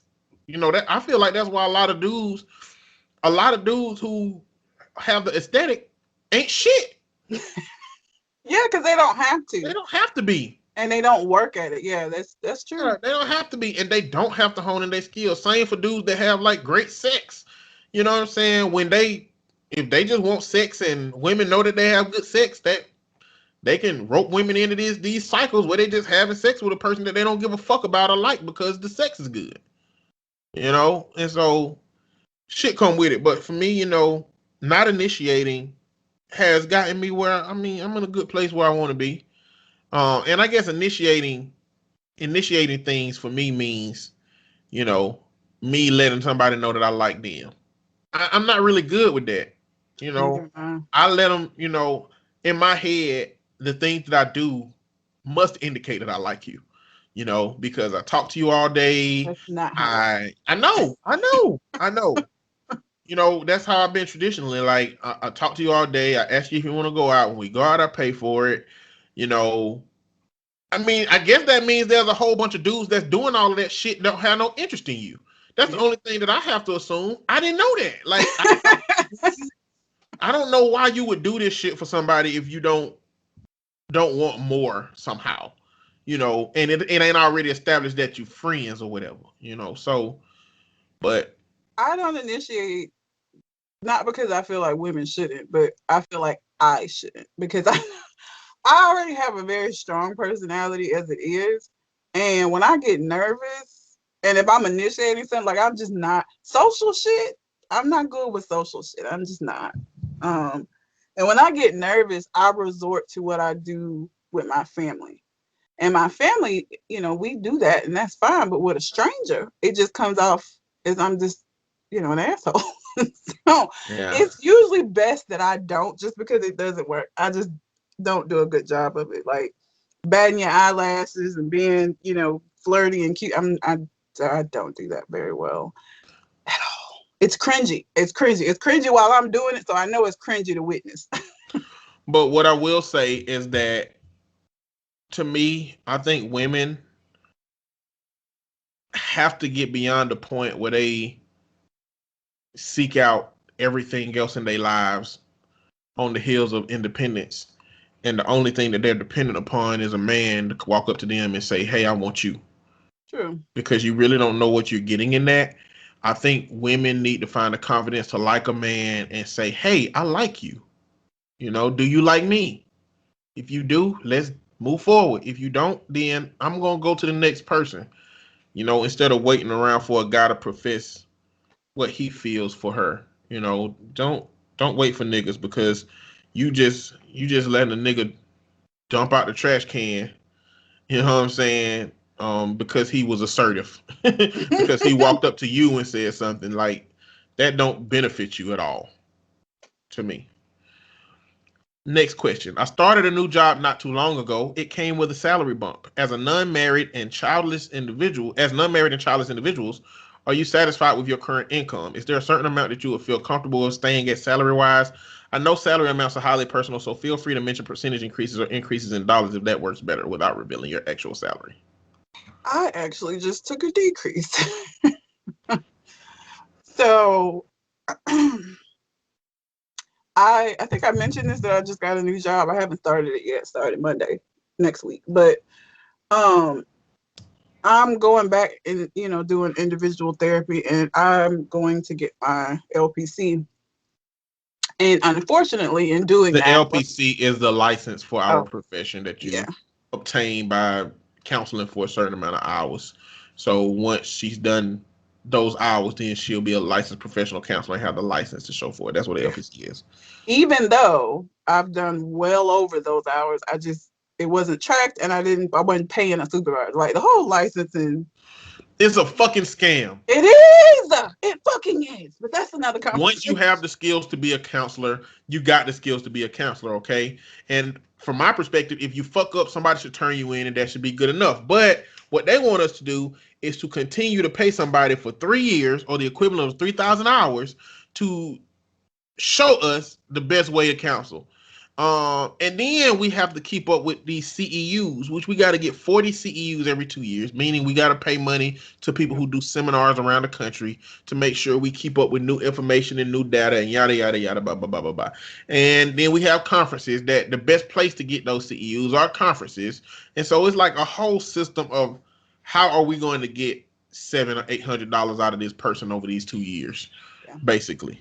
And it's so annoying, which is why I hadn't done it. But at this point, the things that I want to do moving forward, it will be a lot easier for me to do with the license. So I'm just going to, bite the bullet. So anyway, said all that to say, I was working at a private hospital. Now I'm working for a nonprofit again. So I actually took a pay cut. Now I'm still doing PRN, which is like as needed with my old job. So I'm kind of padding my income, even though I took the pay cut. For me, honestly, and I think this comes from being on a struggle bus for so long. Honestly, as long as I can adequately pay my bills and have money to do some of the things that I want to do, I'm good with that. Like I don't need like an outrageous, crazy amount of money. It don't take a whole lot for me. And again, that's probably because I spent a very long time not being able to do those things. So, and even with me taking the cut that I took for this job so that I could get my license, I'll still be able to manage that. So that's my answer. As long as I can pay my bills and do some of the things that I want to do, I don't have to, take luxury vacations and live in the most expensive house or drive the most expensive car. Like I don't really give a shit about all that. As long as I'm able to be comfortable and take care of myself, I'm cool with that. I'm easy. Doesn't take a lot for me. I have not been satisfied with my salary. I own a business. Owning a business don't mean you making money. Owning a business means that I have built up enough relationships in the country, in the state that I'm in the city that I'm in. I built up enough relationships that I got a mentoring opportunity that pretty much has funded my lifestyle. I've lived comfortably. I've lived with the ability that if my car fucked up, I knew I could pay for it to get it fixed. I've lived with the idea that if somebody I know needed help, I can help them. I've lived with the idea that if I want to get something off of Amazon, I ain't got to worry about it. I can snatch it up. A new game came out that I wanted, I can buy it. That's how I've been living. That's comfortable living. I can, when I get ready to get a steak, I can go get a steak. I live like that. And now the problem that come with that is like the discipline-free part of it, where my discipline is really kind of like compromised because of that. But that's kind of the life I've been living. And this is a part of the reason why going to Hawaii is the move that I think is the best for me to make right now. Insurance I'm just gonna give y'all some numbers. I'm going into private practice, and insurance reimburses $130 per session. And in order to avoid burnout, 28 clients is recommended. 28 a week. That's an hour per session. That's 28 hours. Yeah. The other 13 hours should be for paperwork to cover that 40. May not even take that long, but 28 hours a week, getting paid $130 per client per week. That's $3,640 per week. Over 52 weeks of the year, that's $189,000. That sounds really good to me, because like around now, I'm probably making around $40,000 a year doing what I'm doing. And that's without me paying taxes directly. Like I got to pay taxes out of that quarterly or at the end of the year, out of that. So that go back to the discipline part of, I need to be saving money or paying these people quarterly. Yeah. So I'm not comfortable where I am now. I'm comfortable where I could potentially be going into private practice, because this business, I've been maintaining 13 or 14 different therapists, documentation, charts, paperwork, sending them clients, hiring them, letting them go when I need to. I've been paying them. I've been doing their taxes. I've been doing all of this stuff for my business, and I haven't been doing it for myself appropriately, and so now I just want to zoom all the way out back to myself and go and do this on my own. And I think the potential is there for me to make money doing this. Also, with my candle making business, I got my candle recipe exactly where I want it. They perfect to me. Everybody that I've given a candle to say they burn great, they smell great. They do what they need to do, what I need them to do. I'm confident that I can go over there and start selling candles and maybe make a living off of selling candles at this point. And I'm going to give that a shot too. And if that end up being what the case is, then I don't know if I would rather counsel or rather make candles. I feel like making candles will give me an opportunity to be a lot more flexible in my life. And I would still do something that utilizes my counseling knowledge. I would stay licensed to wherever I am. Maybe have a small caseload, but like right now, I don't have a place where I'm comfortable at staying. I do want to get to a point where I don't have to worry about anything. I want to at some point get a house built. Yeah. If I could even have like half of that caseload that I was talking about, that 28, if I could just have 14 consistently and make around $100,000 a year, I think I'll be okay with that. Yeah. But like I said, with clients, it's much harder to have that flexibility with clients, because you have come to be a staple in their lives and the support for them. And so it's not like you could just be like, hey, I'm leaving the country for 2 weeks, you know what I'm saying, without this level of responsibility. I don't have that responsibility like candles or food. Yeah. And so I think that ideally I would get to a point where I can maybe do candles for a living. Like candles have a high ass markup, y'all. I don't know if y'all make candles or not, but they have a high ass markup. But it's a lot of work that goes into getting them done right, the quality of them, so you really got to be about your shit to make sure they right. But I think I'm going to get into the candle game, more so than the counseling game, but we'll see. What I'm talking about is just an opportunity to kind of restart and refresh. Yeah.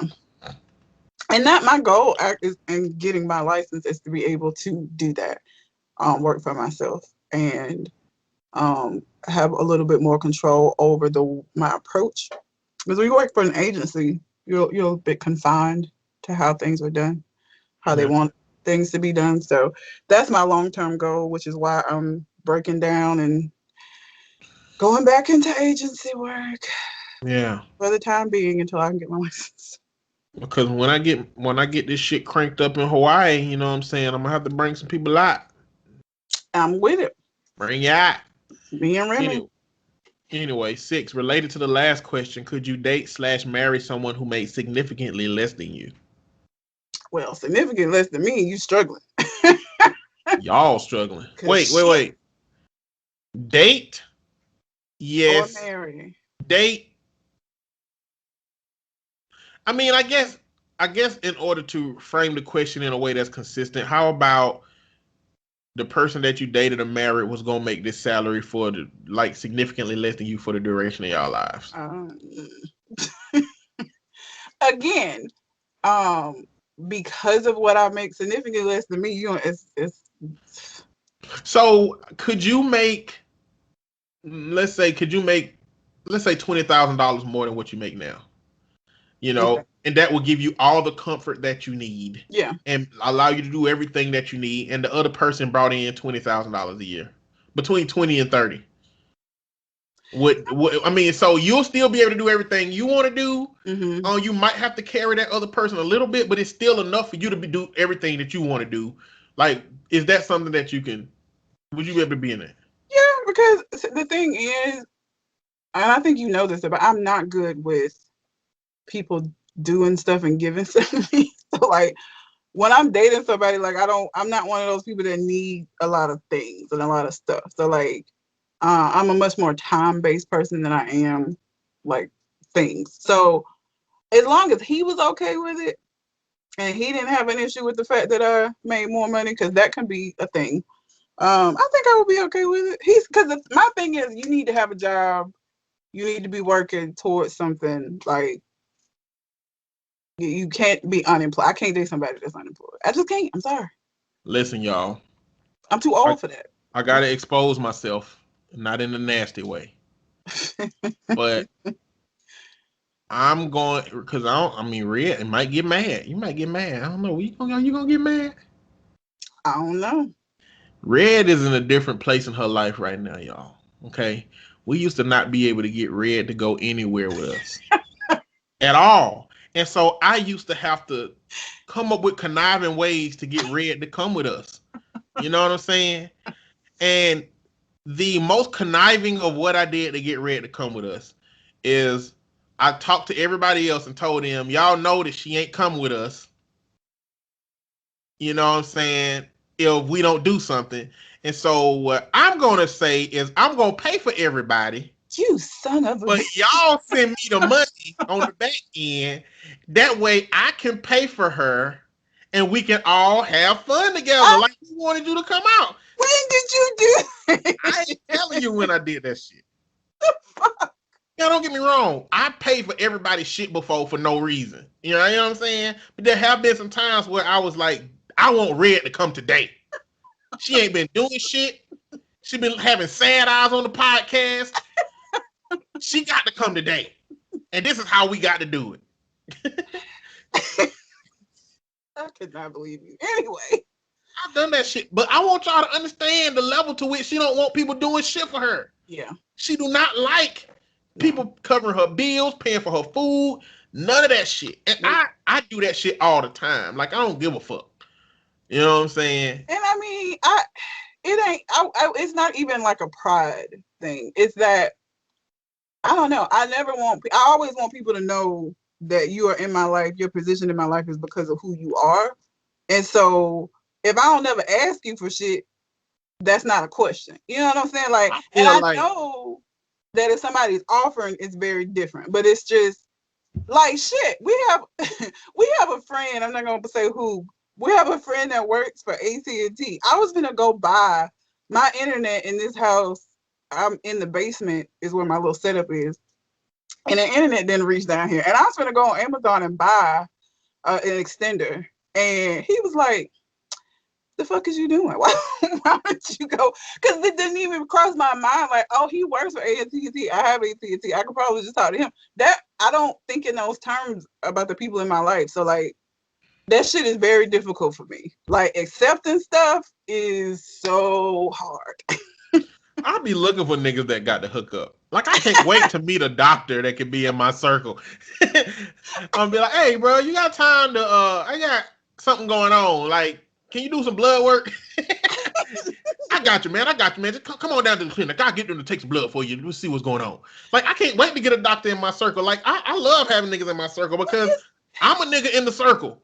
Like, niggas call me when they need a computer. Niggas call me when they need deals. Niggas call me when they need recipes. Yeah. Like, people call me when they need whatever the fuck they need. If Eddie don't got it, Eddie know how to fucking get it. You do. Seriously, he that dude. But for like other things, I'll come straight to you. Like emotional shit, if I'm dealing with something, if I need advice about something, if I don't understand how to do something. So like getting knowledge from the people in my group, like Cole Jackson helped me with my 401k shit when I got my last job because I didn't really understand. It had stock options and all of this shit, and he works with that kind of stuff. So coming and getting knowledge from y'all, fine. But like physically accepting stuff is so hard. Like it's just, and I'm so much happier in the space that I'm in because it ain't even I could just do it myself. Like nobody, like it's no reason for anybody to like feel like they gotta get together and do something. Like I'm good. And that's why I'm as happy and relaxed as I am, because that's why I say it don't take a lot for me. Me being able to like pay for shit and be able to like go out and do fun shit when I want to do it, I'm good. I feel like I need to go back to the podcast to before you was feeling this way, to after you was feeling this way, so that I can like see if the people that listen could tell the difference. Because don't get me wrong, Red compartmentalizes very well. Yeah. So she could be having a fucked up day, and as soon as the record button hit, it's Calamity Red, and then she good. But like as soon as that motherfucker go off, or she just be looking like an angry pit bull the whole episode, but y'all can't see it because it's just audio. Like, and I'm like, she goddamn, I don't know what the fuck her struggle is today. I ain't even gonna ask today. I'm just gonna let her struggle. If she want to come to me with some shit, she will. So Oh shit. I wonder if I need to do that. I wonder if there is because like even my mom had said something before, like you just seem like you in such a better space. Like your whole energy just different. You got in a better space. Like you had to transition to a better space too, because I know like before your finances increased, I remember we had a conversation where like right when your finances increased, you still was scared to buy shit because you were so used to not being able to buy shit that you like was feeling guilty for buying shit. And I was like oh nigga, you got it now. Come eat with us, god damn it. The hell? Like that's ended up being what it was. Yeah. And it's again, and so when me in dating, going back to like the dating thing, for getting somebody to understand that, because sometimes people feel like, oh, she's just so independent, she don't want nobody to do nothing for her, and it has nothing to do with that at all. And so in dating, I have to make sure people understand like this has nothing to do with me not wanting you to do something because I can do it for myself kind of shit. It's just I am not good with people giving me things. I'm horrible at it. I've never been good at it. And I'm still not good at it now. I mean, that didn't increase. It's just I'm in a better space where it doesn't matter. But yeah, I mean, I called you. I was getting ready to buy a bigger TV for my living room. And I had the money. It was no problem. It wasn't going to put me behind or nothing like that. But like, I was in the store, like, I really like, I don't know if I want, do I need to spend this money? Like, I have a TV. My TV works. I mean, this one is bigger, and it was a very good deal on this size TV. But I was just having this whole existential crisis in the middle of the store. And I called him, and he was like, "Get the damn TV.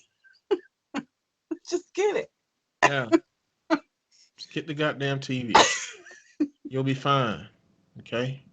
It's a lot better. Like, I still have moments because I just bought a 2-in-1 laptop and I almost canceled the order.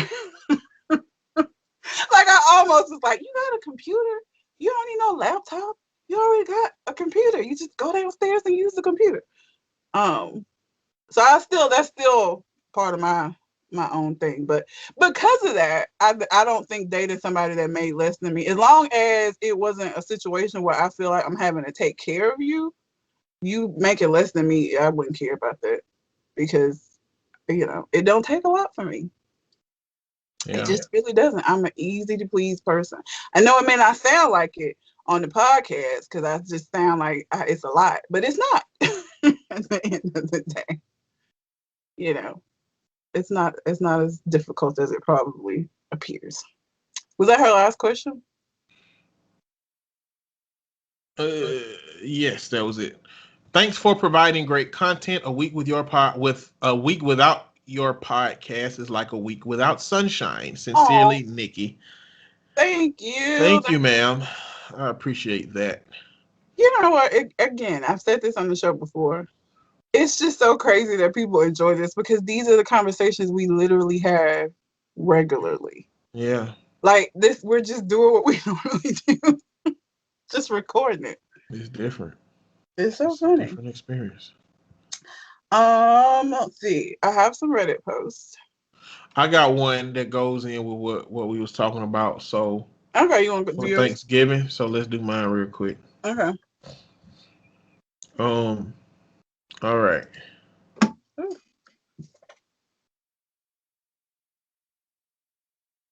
It's kind of long, but they got a couple of edits, so we'll see about going on after that.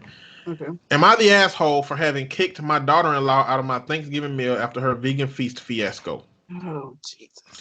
My daughter, 21, lives with us while finishing college. My son, 27, lives in the same city, and I babysit his children, 3 and 4, so we are bubbled. My sister, who drove 3 hours with her husband and son, 16 years old, came to see us, has been taking extra precautions prior to this event. Everyone was safe. Daughter-in-law and I don't get along for many reasons I won't go into. She's also just one of those condescending people who thinks that constantly looks down on others, especially because of her veganism. Last Thanksgiving, she raised hell over me making a turkey and claimed there weren't really any vegan options. There were. Last week, daughter-in-law contacted me on Facebook asking for the menu and then telling me what will and won't work. She also sent me many replication recipes to make for her with expensive specialty items and all of them. Many I didn't even know what they were.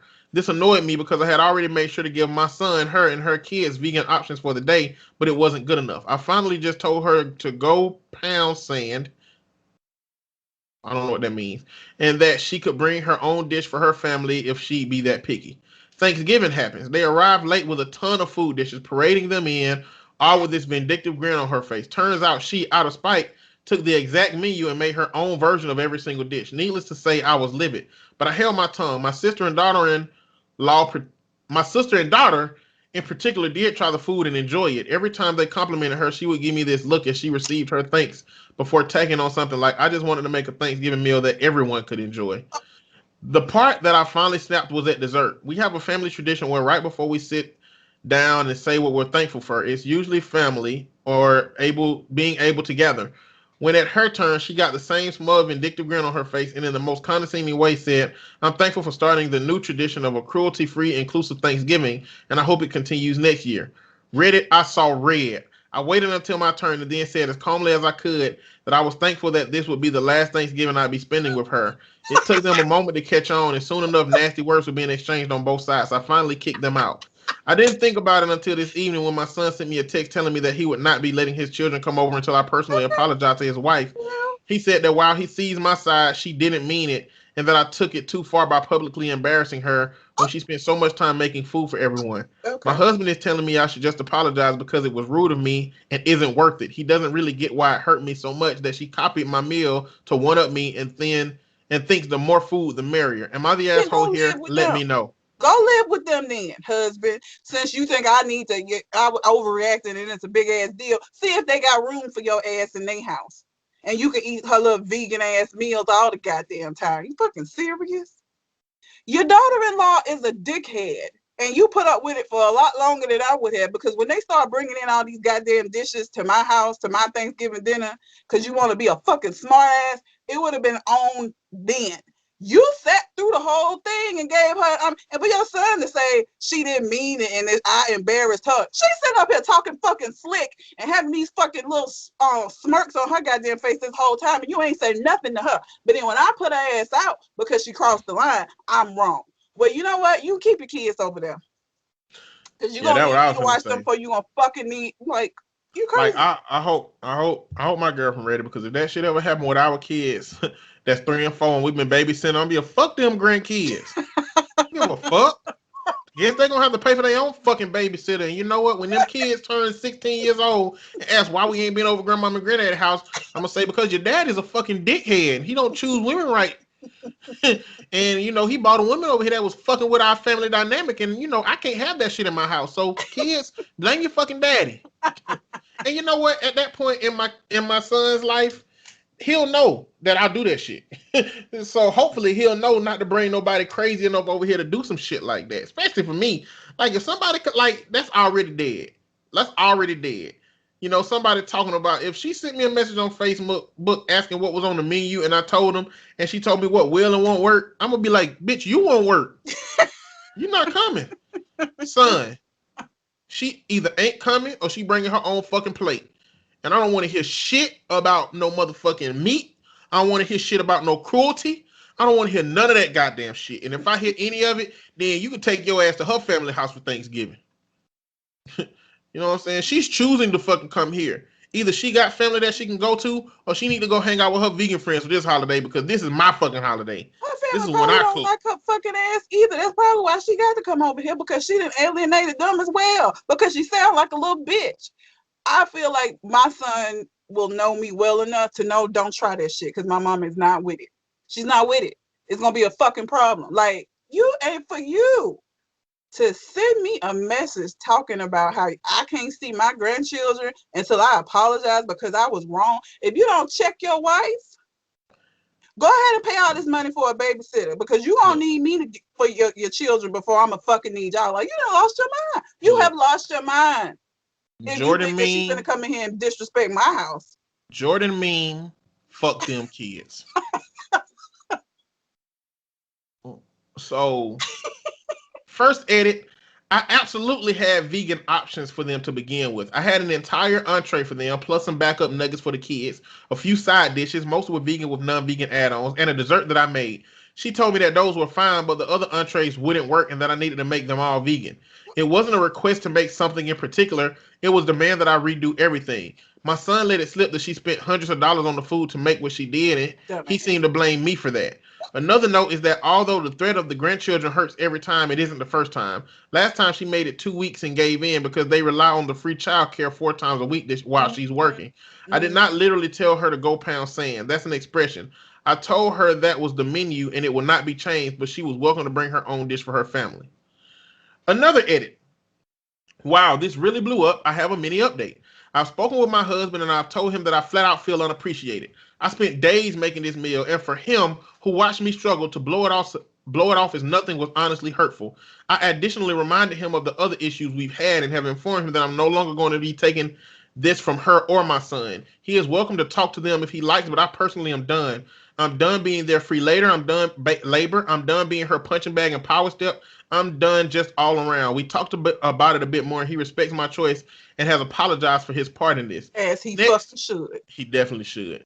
Next, I told my son that if he wants to continue to try and manipulate me with my grandchildren, then I think it's best that we cut contact for a while because I'm beyond hurt. I've explained my side to him in tears, and it was met with an I know, but I just told him to stop. He gets free childcare. It's manipulative. He claims he is a part of it, and it's just his wife, and I know how she is, but I'm realizing that he's actually a huge part of it for enabling. I've told him that I'm always there for his children, but that for now, I'd rather not have contact with him unless there's a dire emergency with no other options, or they both apologize, and that includes the consistent free labor. His response was that I'm making it difficult because his wife would be upset if he apologized to me. That solidified my decision, and I've cut contact. My daughter is aware of what is happening. She's taking my side on this. Okay, daughter. Let me tell you something. Whew, Jesus. I really hope my son would know better than to ever try this shit. Because do not play chicken with me, okay? First of all, you think you hurting me by keeping them kids? Y'all the fucking ones who need help with the kids in the first goddamn place. So let's not do that. Let's not act like you're doing me a favor by them coming over here, okay? You need them to come over here. Very obviously, as evidenced by the fact that even though your bitch of a wife was upset, she gave in after 2 fucking weeks because she needed the help. So y'all can kick rocks. And if pound sand is what white people say instead of kick rocks, I would have told her to pound sand in her fucking face. Fuck out of here. Lost your mind. So this says, please do not send me hate DMs about your personal opinion over me not being vegan. You will simply be reported and blocked. I will not be answering. I do not wish to have a conversation with you, especially in DMs over veganism and whether or not it's better. Please respect that. Thank you. Listen, Listen, I hope that at some point in my life, I have a vegan friend that comes into my life and tries to change me. I hope so.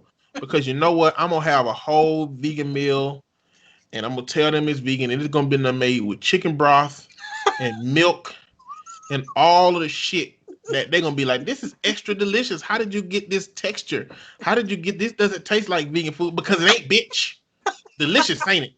Now get your ass out of my goddamn house trying to change me from who I am. I'm a carnivore. I eat meat. All right? That's what I do. And you're not going to come in here disrespecting my tastes, disrespecting my lifestyle, all with your little bullshit. I understand. I understand your perspective. You can do what you want to do. You can choose not to eat meat, but don't come into my shit and tell me that I'm not finna eat meat. All right? Like, take that shit some the fuck where else. And I like where she went with this. She basically said, fuck them grandkids until y'all apologize or until it's an emergency. Yep. You know? I mean, she did. And then the kids are going to have the best fucking time of their life. Yep. And then I'm going to tell them, now I don't know if your daddy or your mama going to let y'all come over here anytime soon again, but I hope y'all have fun. We'll do this next time. Fuck them. I just don't look like you raised a son that is passive enough to allow a woman to be this dominant in his life, and he just take a back seat to that shit. It's clear that he don't like this shit, and he just doing this shit because he's held hostage by the desires of his wife, you know. But you raised that boy. Exactly. So I hope you and your husband are having conversations about what the fuck happened with him that kept him from being able to assert himself in a relationship where shit is going on that he don't like. And you're going to have to just fucking live with that shit. And husband was treading on thin ice, okay? You was treading real thin, sir, because you almost had to go fucking live with your son. All right? I'm glad he apologized, so kudos to him for that. But you was on thin ice, sir. The fuck? No. Okay. That was mine. All right. Well, I'm gonna do this one because I haven't read it, but the title is intriguing. Am I the asshole for asking a priest to stay in his lane? So I don't know what he got out of his lane. Damn. I know. I'm interested to see that. Stay in your lane. Saying that shit like Lamar Ball. I'm a professional photographer. Been doing it for 10 years now. I'm also religious. However, lately it's questionable. Anyway, I volunteered to take photos at an is this ordination? Is this when you get ordained? Is that what that is? An ordination? When you get ordained? I would assume. Yeah, when you become a priest or a pastor. Okay. So I volunteered to take photos at an ordination tonight. I noticed a priest death staring me during the proceedings. I shrugged it off. After it was all finished, he passed me, stopped, and told me that I took too many photos of the same thing, that I should be taking photos of the people too, that I am repetitive and such. Nigga, I showed him photos of the people thinking he was joking, and then he got louder and louder saying how my photos lack variety. Mind you, I actually hardly took photos as this was a volunteer job, and the flash is distracting during mass. I crouched down so that I didn't get in anyone's way. I was silent. My count was less than 50 photos in 1 hour. That is seriously nothing compared to paid jobs. So after he got loud, I tried to turn and walk away until he sidestepped and kept going. I cracked it and said, for real, please. I'm actually a professional photographer. I've been around at that parish for 20 years and my photography developed there. I basically put their media on the map with my work all for free. I told him the reason I take bursts of photos is because people blink, so I need one of those shots with open eyes. I told the priest not to worry about me and to worry about his own job. I am open to criticism. It makes my work better. However, when I show evidence of a job already done and the criticizer just ignores it, I'm going to stand up for myself. One person heard and said they understood where he was coming from. I do not. There was another photographer there at the event, a man. Oh, this must be a woman. A man. He was running around standing in front of people and taking so many photos the whole time. Why didn't he get that talk? Am I the asshole for telling the priest to stick to priestly duties while I stick to photographer duties? You should have shut his little ass down somewhere. You ain't no photographer, priest. Sit down. Mind your Said business. mass. Said mass. I would have been like, hey, look, shut the fuck up. Mind your business. And keep trying your best to avoid touching Don't. little boys. I You knew where I was going. did. Don't play that shit. Don't play that shit. Like, you're not finna come up here and goddamn pulling rank because you wouldn't have goddamn. I'll Photoshop the shit out of this stuff for your social media. I'll put a porn picture in the back of every one of these goddamn, like, micro. Somebody will see it at some point. I will fuck your shit up. Like, don't do that. Don't do that. Like, I'm waiting for somebody to come at me sideways about some shit. You know what I'm saying? And you know, it's a part of like the version of me that I say I am on here. The stuff I say I'll do on here, I don't do. You know what I'm saying? Like clearly, I won't disrespect somebody like that in their face and in their goddamn place of where they work at, or just worship basically. I wouldn't say nothing that out of the way, but I would be assertive enough to make sure that he know that this shit is dead now. You know what I'm saying? Okay, it's a wrap. Go find somebody else to do this. I mean, I've been doing this for free. I don't have to do this. I do this for a living and I get paid. And I put y'all on the map, ho. That shit, ooh, man. Get so full of themselves. Like, some of us ain't meant to have the amount of power that we get in this world. So we just not. Some of us just not meant to have that. And some people get it, and they get so drunk by the shit. It's disrespectful. Okay. So when you go to this Reddit, have you seen where it'll say whether or not the consensus is that the person is an asshole or that they're not an asshole? Yeah. Okay. So I wanted to find one where the consensus was asshole. I didn't want to do so I wanted some nonsense where it's like ma'am or sir. So this one, we might disagree. We may not think that this person was being an asshole. Am I the asshole for demanding to be in the delivery room when my future daughter-in-law gives birth? If it's right now during COVID, I can already tell you that you are the asshole because you can only have one person in there. And if you think that your son don't want to be in there, you fucking crazy. But maybe it's not. Maybe she means just in the future. I'll just explain this situation real quickly. My son, 23, and his fiance, 21, are expecting a baby boy. Clearly, it wasn't planned. My son told me privately that he wasn't ready to be a dad, especially since he wanted to get married first, finish college, then think about kids. But his fiance insisted on going through with her pregnancy. She too is a college student and has no income. I found myself already paying for the nursery clothes. It's the nursery clothes, essential stuff the baby will need, and I was told to step in since he's my grandbaby. Plus, having to pay for her vitamins, doctor's appointments, food, etc. While my son has been focusing on studying. He kept telling me to do things on his behalf since he was busy. I honestly felt worried the baby won't get the attention and care he needs with my son's behavior. After talking to my son, he said it was okay for me to be present in the delivery room with his fiance to welcome my grandbaby and also support her. I thought we were on good terms till she blew up on me when I brought it up to her saying no, she doesn't want me there and wants my son instead. I was upset with how she was behaving, especially after everything I've done. I think I deserve some respect and my voice to be heard, but she kept lashing out at me when I told her I had the right and demanded to be present in the delivery room. She then went to my son and started yelling at him, calling him immature and selfish, and he doesn't deserve to be a dad since he wasn't interested like he's interested in his studying. Girl, ma'am. This makes me so mad. Do not do stuff for people and feel like you doing those things make you entitled to some shit, ma'am. Okay? No. Because first of all, you didn't have to do a goddamn thing. All right? This is your son and her responsibility. They are both of age. They are both legally adults. Okay, you stepped in because you wanted to step in because you sound like you might be a little bit of an overbearing person. All right, so let's not sit up here and act like you didn't do this because it's what you wanted to do and you wanted to make sure that the baby had the things that you probably felt like the baby should have. All right, most people who are in a relationship that's going good, they want the father to be present.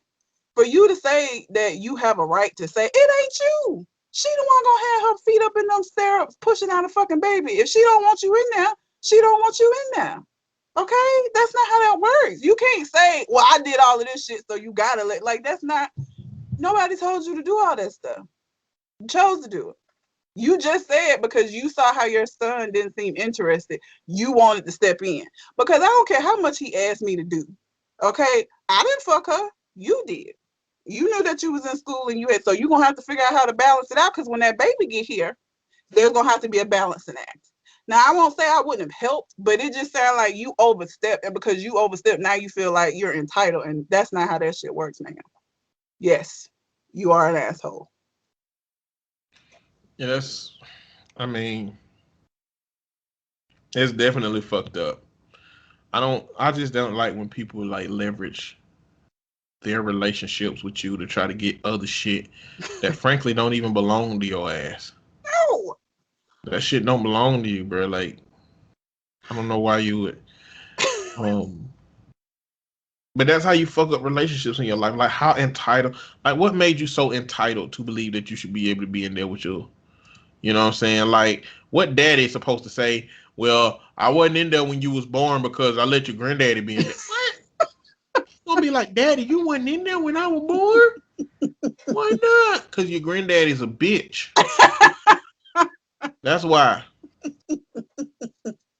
Listen, man.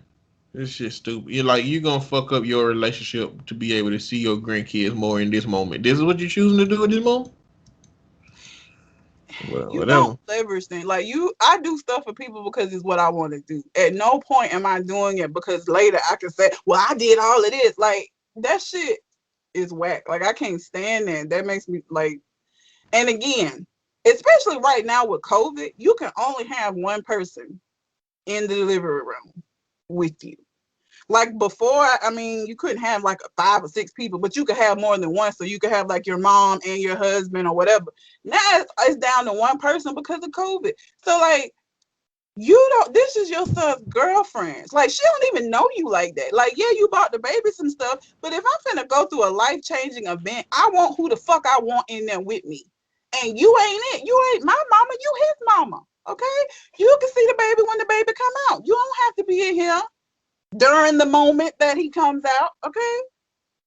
Like that, you and somebody who's giving birth, you should be able to be sympathetic towards, like, okay, this is what she want. I want her to be as comfortable as she can be when my grandson is coming into the world. If this is what she need, let her have it. But no, you so fucking selfish and thinking about yourself and what you feel like you deserve. Like, girl, if you don't sit down somewhere and wait in that fucking, I don't even think you wait in the waiting room. You better wait outside the hospital.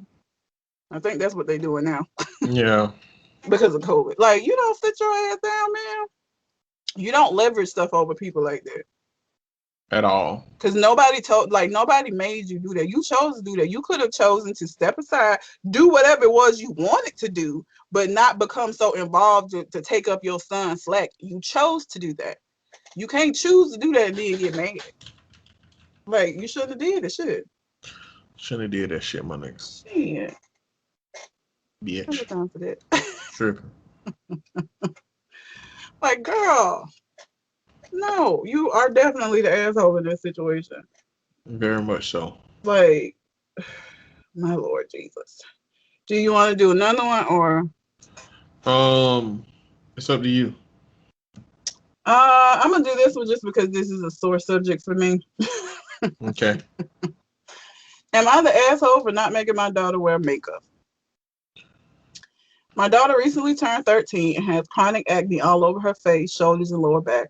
My sister recently got married, and during the planning stage, my daughter asked if she could wear makeup because she is embarrassed of her acne. I said yes, and then my sister called a few days later asking me to have my daughter wear makeup as she's so beautiful once you cover up her face and all that disgusting acne. Already, bitch. Girl. I told her under no circumstances would I make my daughter do this and hung up. Later, I told my daughter what her aunt had said, and she told me she wasn't going to wear makeup after all and chose a sleeveless keyhole black dress. When we got to the wedding, my sister freaked out, asked where the makeup was. My daughter wasn't a bridesmaid. I wasn't either, as I'm the youngest of 7 sisters, and the next one up is 4 years older than me. So we would maybe be in the family pics, but not the official pics. Now my family is torn. Half of them are saying that I did the right thing. Half are saying that I should have had my daughter wear makeup. I feel that making her wear makeup seems like I'm telling her to be embarrassed of herself more than she already is, and she is beautiful even without it. But it also seems like it ruined my sister's day, and it wasn't that hard to have my daughter put on makeup if I had made her. So am I the asshole for not making my daughter wear makeup? Girl, your sister is a dickhead. Listen.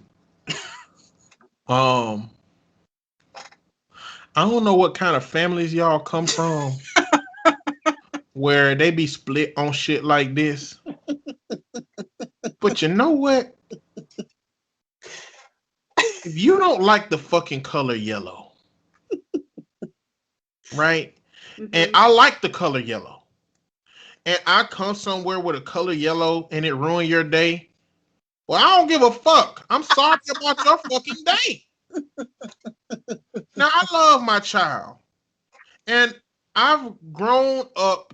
I've allowed this child to grow up with autonomy and the ability to make decisions and the ability to have confidence in whatever their insecurities are or whatever their problems are. I want them to have confidence. And if my child don't want to wear no makeup, they don't have to wear makeup. And furthermore, you demanding that she wear makeup make me want to say that she ain't wearing no goddamn makeup. You know what I'm saying? And the fact that a whole family feels like the day is ruined, like me, I wouldn't go. I'd be like, okay, we not coming. We not coming. You know, and then other motherfuckers gonna be like, oh, what, really, y'all not coming? Like, yeah, because she want my daughter to wear makeup and she don't want to wear makeup. We not doing that. You know, what kind of families do y'all fucking have? This shit be confusing me. You know what I'm saying? Like, I mean, I'm a counselor, so I understand there's a lot of people with certain personality issues, and I know there's a lot of trauma, you know, but like, I can't see myself. I just don't care enough. And my family know that I don't care. Like, they know to a degree they got to cater to me in terms of what decision Eddie would make, because they know for a fact I'll be like, well, I ain't coming. I won't be there. It's fine. I'm gonna play the game. They know that shit. You know what I'm saying? It's like, if you want me to be here, you accommodate. But and I'm not even the kind of person that wouldn't do some shit that involves me. You know what I'm saying? But if you're telling me that a decision I make could ruin your day, okay, I won't be there. Fuck it. What kind of aunt? Because this is the aunt to your daughter would say some bullshit like that. The child, like, we've all been a teenager. I did not have good skin as a well.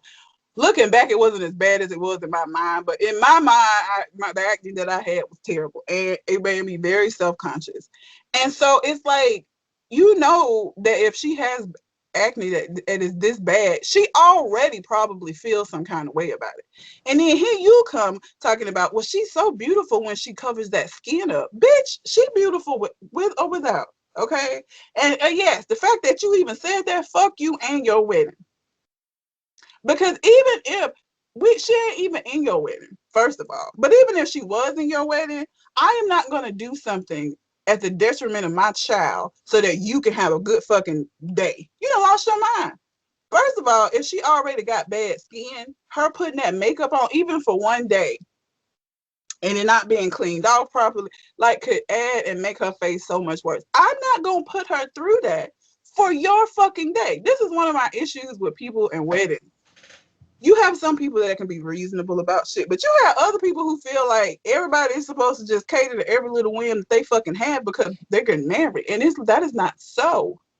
There are a lot of things that you could ask me to do for your wedding that I would be like, okay, I ain't gonna be in it. I'm not dyeing my hair red. If you say that my hair being red is gonna clash with the colors you've chosen in your pictures, all right, I ain't gonna be in your wedding. Because if you think I'm gonna fucking dye my hair that I have been dyeing red and enjoyed being red for the last fucking 7-8 years, you done lost your mind. You want me to do this for your one day? Crazy. It's not happening. There are a lot of things that you could require for the people to be in your wedding that would make me be like, well, girl, I'll just be in the audience then. Because I'm not going to be in your wedding.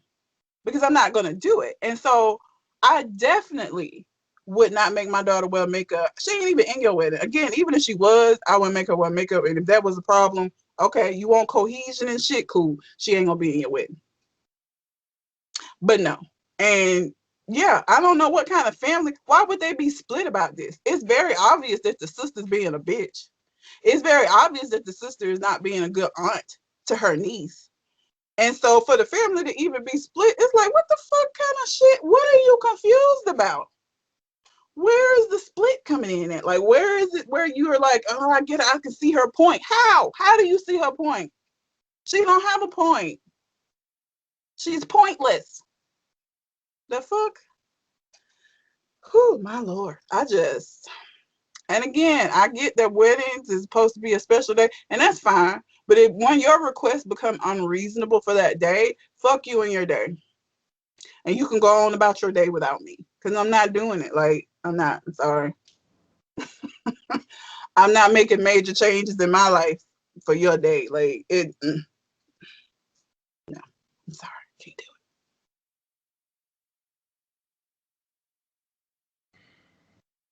it. Man. Fuck that auntie. She's a terrible person. Like, girl. Like, I don't know if my kids will have a level of don't give a fuck like I got one day, but if it's possible to give it to them, I will. Well, it sounds like her daughter, heck, when she told her daughter what her aunt said, she was like, I'm not wearing makeup then. Like, since you want to say that. Like children, don't let anybody hold you hostage with the relationship they have with you, okay? Nope. Tell them that you would rather say good the fuck bye than to let them try to manipulate you into having something that they want by using your closeness. Includes family. Because the thing is, we tell our kids when they dating, you know, you don't need to just be doing stuff that you're uncomfortable with in order for you to get this little boy, this little girl to like you. Like, we'll tell them that shit. What we don't tell them is that same shit applies to family members, okay? Yeah. Your family members are being unreasonable, okay? That you don't get a pass because you family. Like, if you on some fuck shit, you on some fuck shit, blood related or not. And sister girl was on some fuck shit. Like, no. Yeah, all the fuck shit. Fuck my daughter face up, like, again. Girl, it's one day and you getting all in your feelings and shit talking about your day was ruined because my daughter was in the audience with her regular natural ass face. Her face ruins your day. You know how insulting that shit is, bitch? Very. Mm-mm. But that's it. I won't read anymore. Yeah. If you have a question you would like for us to answer on the show, you can send it to our Gmail account, which is conversationconartists@gmail.com. Find us on Facebook, Conversation Con Artists, or hit us up on any of our social media, and we'll put it on the show. We will. But listen, y'all, we have not been doing a good job adding news to these letters, even though we asked y'all, and people was like, do a mix. So we got to get back to news, Red. We did. We got to get back to news, even if it's a little bit. Or maybe we need to do it beforehand. Maybe. With poetry coming back, right now I'm gonna drop viral posts, and maybe we just need to do news during viral posts or something like that. Okay. But we can just do like news quick hits or something. Okay. But anyway, do you got anything else on your mind? I do not. By the time y'all hear my voice again, I will be a year older. She will be. Which at this age, it's just kind of like 1 foot closer to the grave. Every birthday is a year closer. Yeah, but when you're young, it don't feel that way. Like, I'll be getting aches and pains for no goddamn reason and shit now. You should never have the comfort in believing that just because you are not at a certain age that you can survive. But in youth, you have that youthfulness where you don't think about it. But now it's like, again, I get up off the couch and fuck shit be popping and shit. And I'll be like, God damn. Do you should. If you do, you should. Let that shit go. But anyway, until we come to the next conversation, we out. Holla.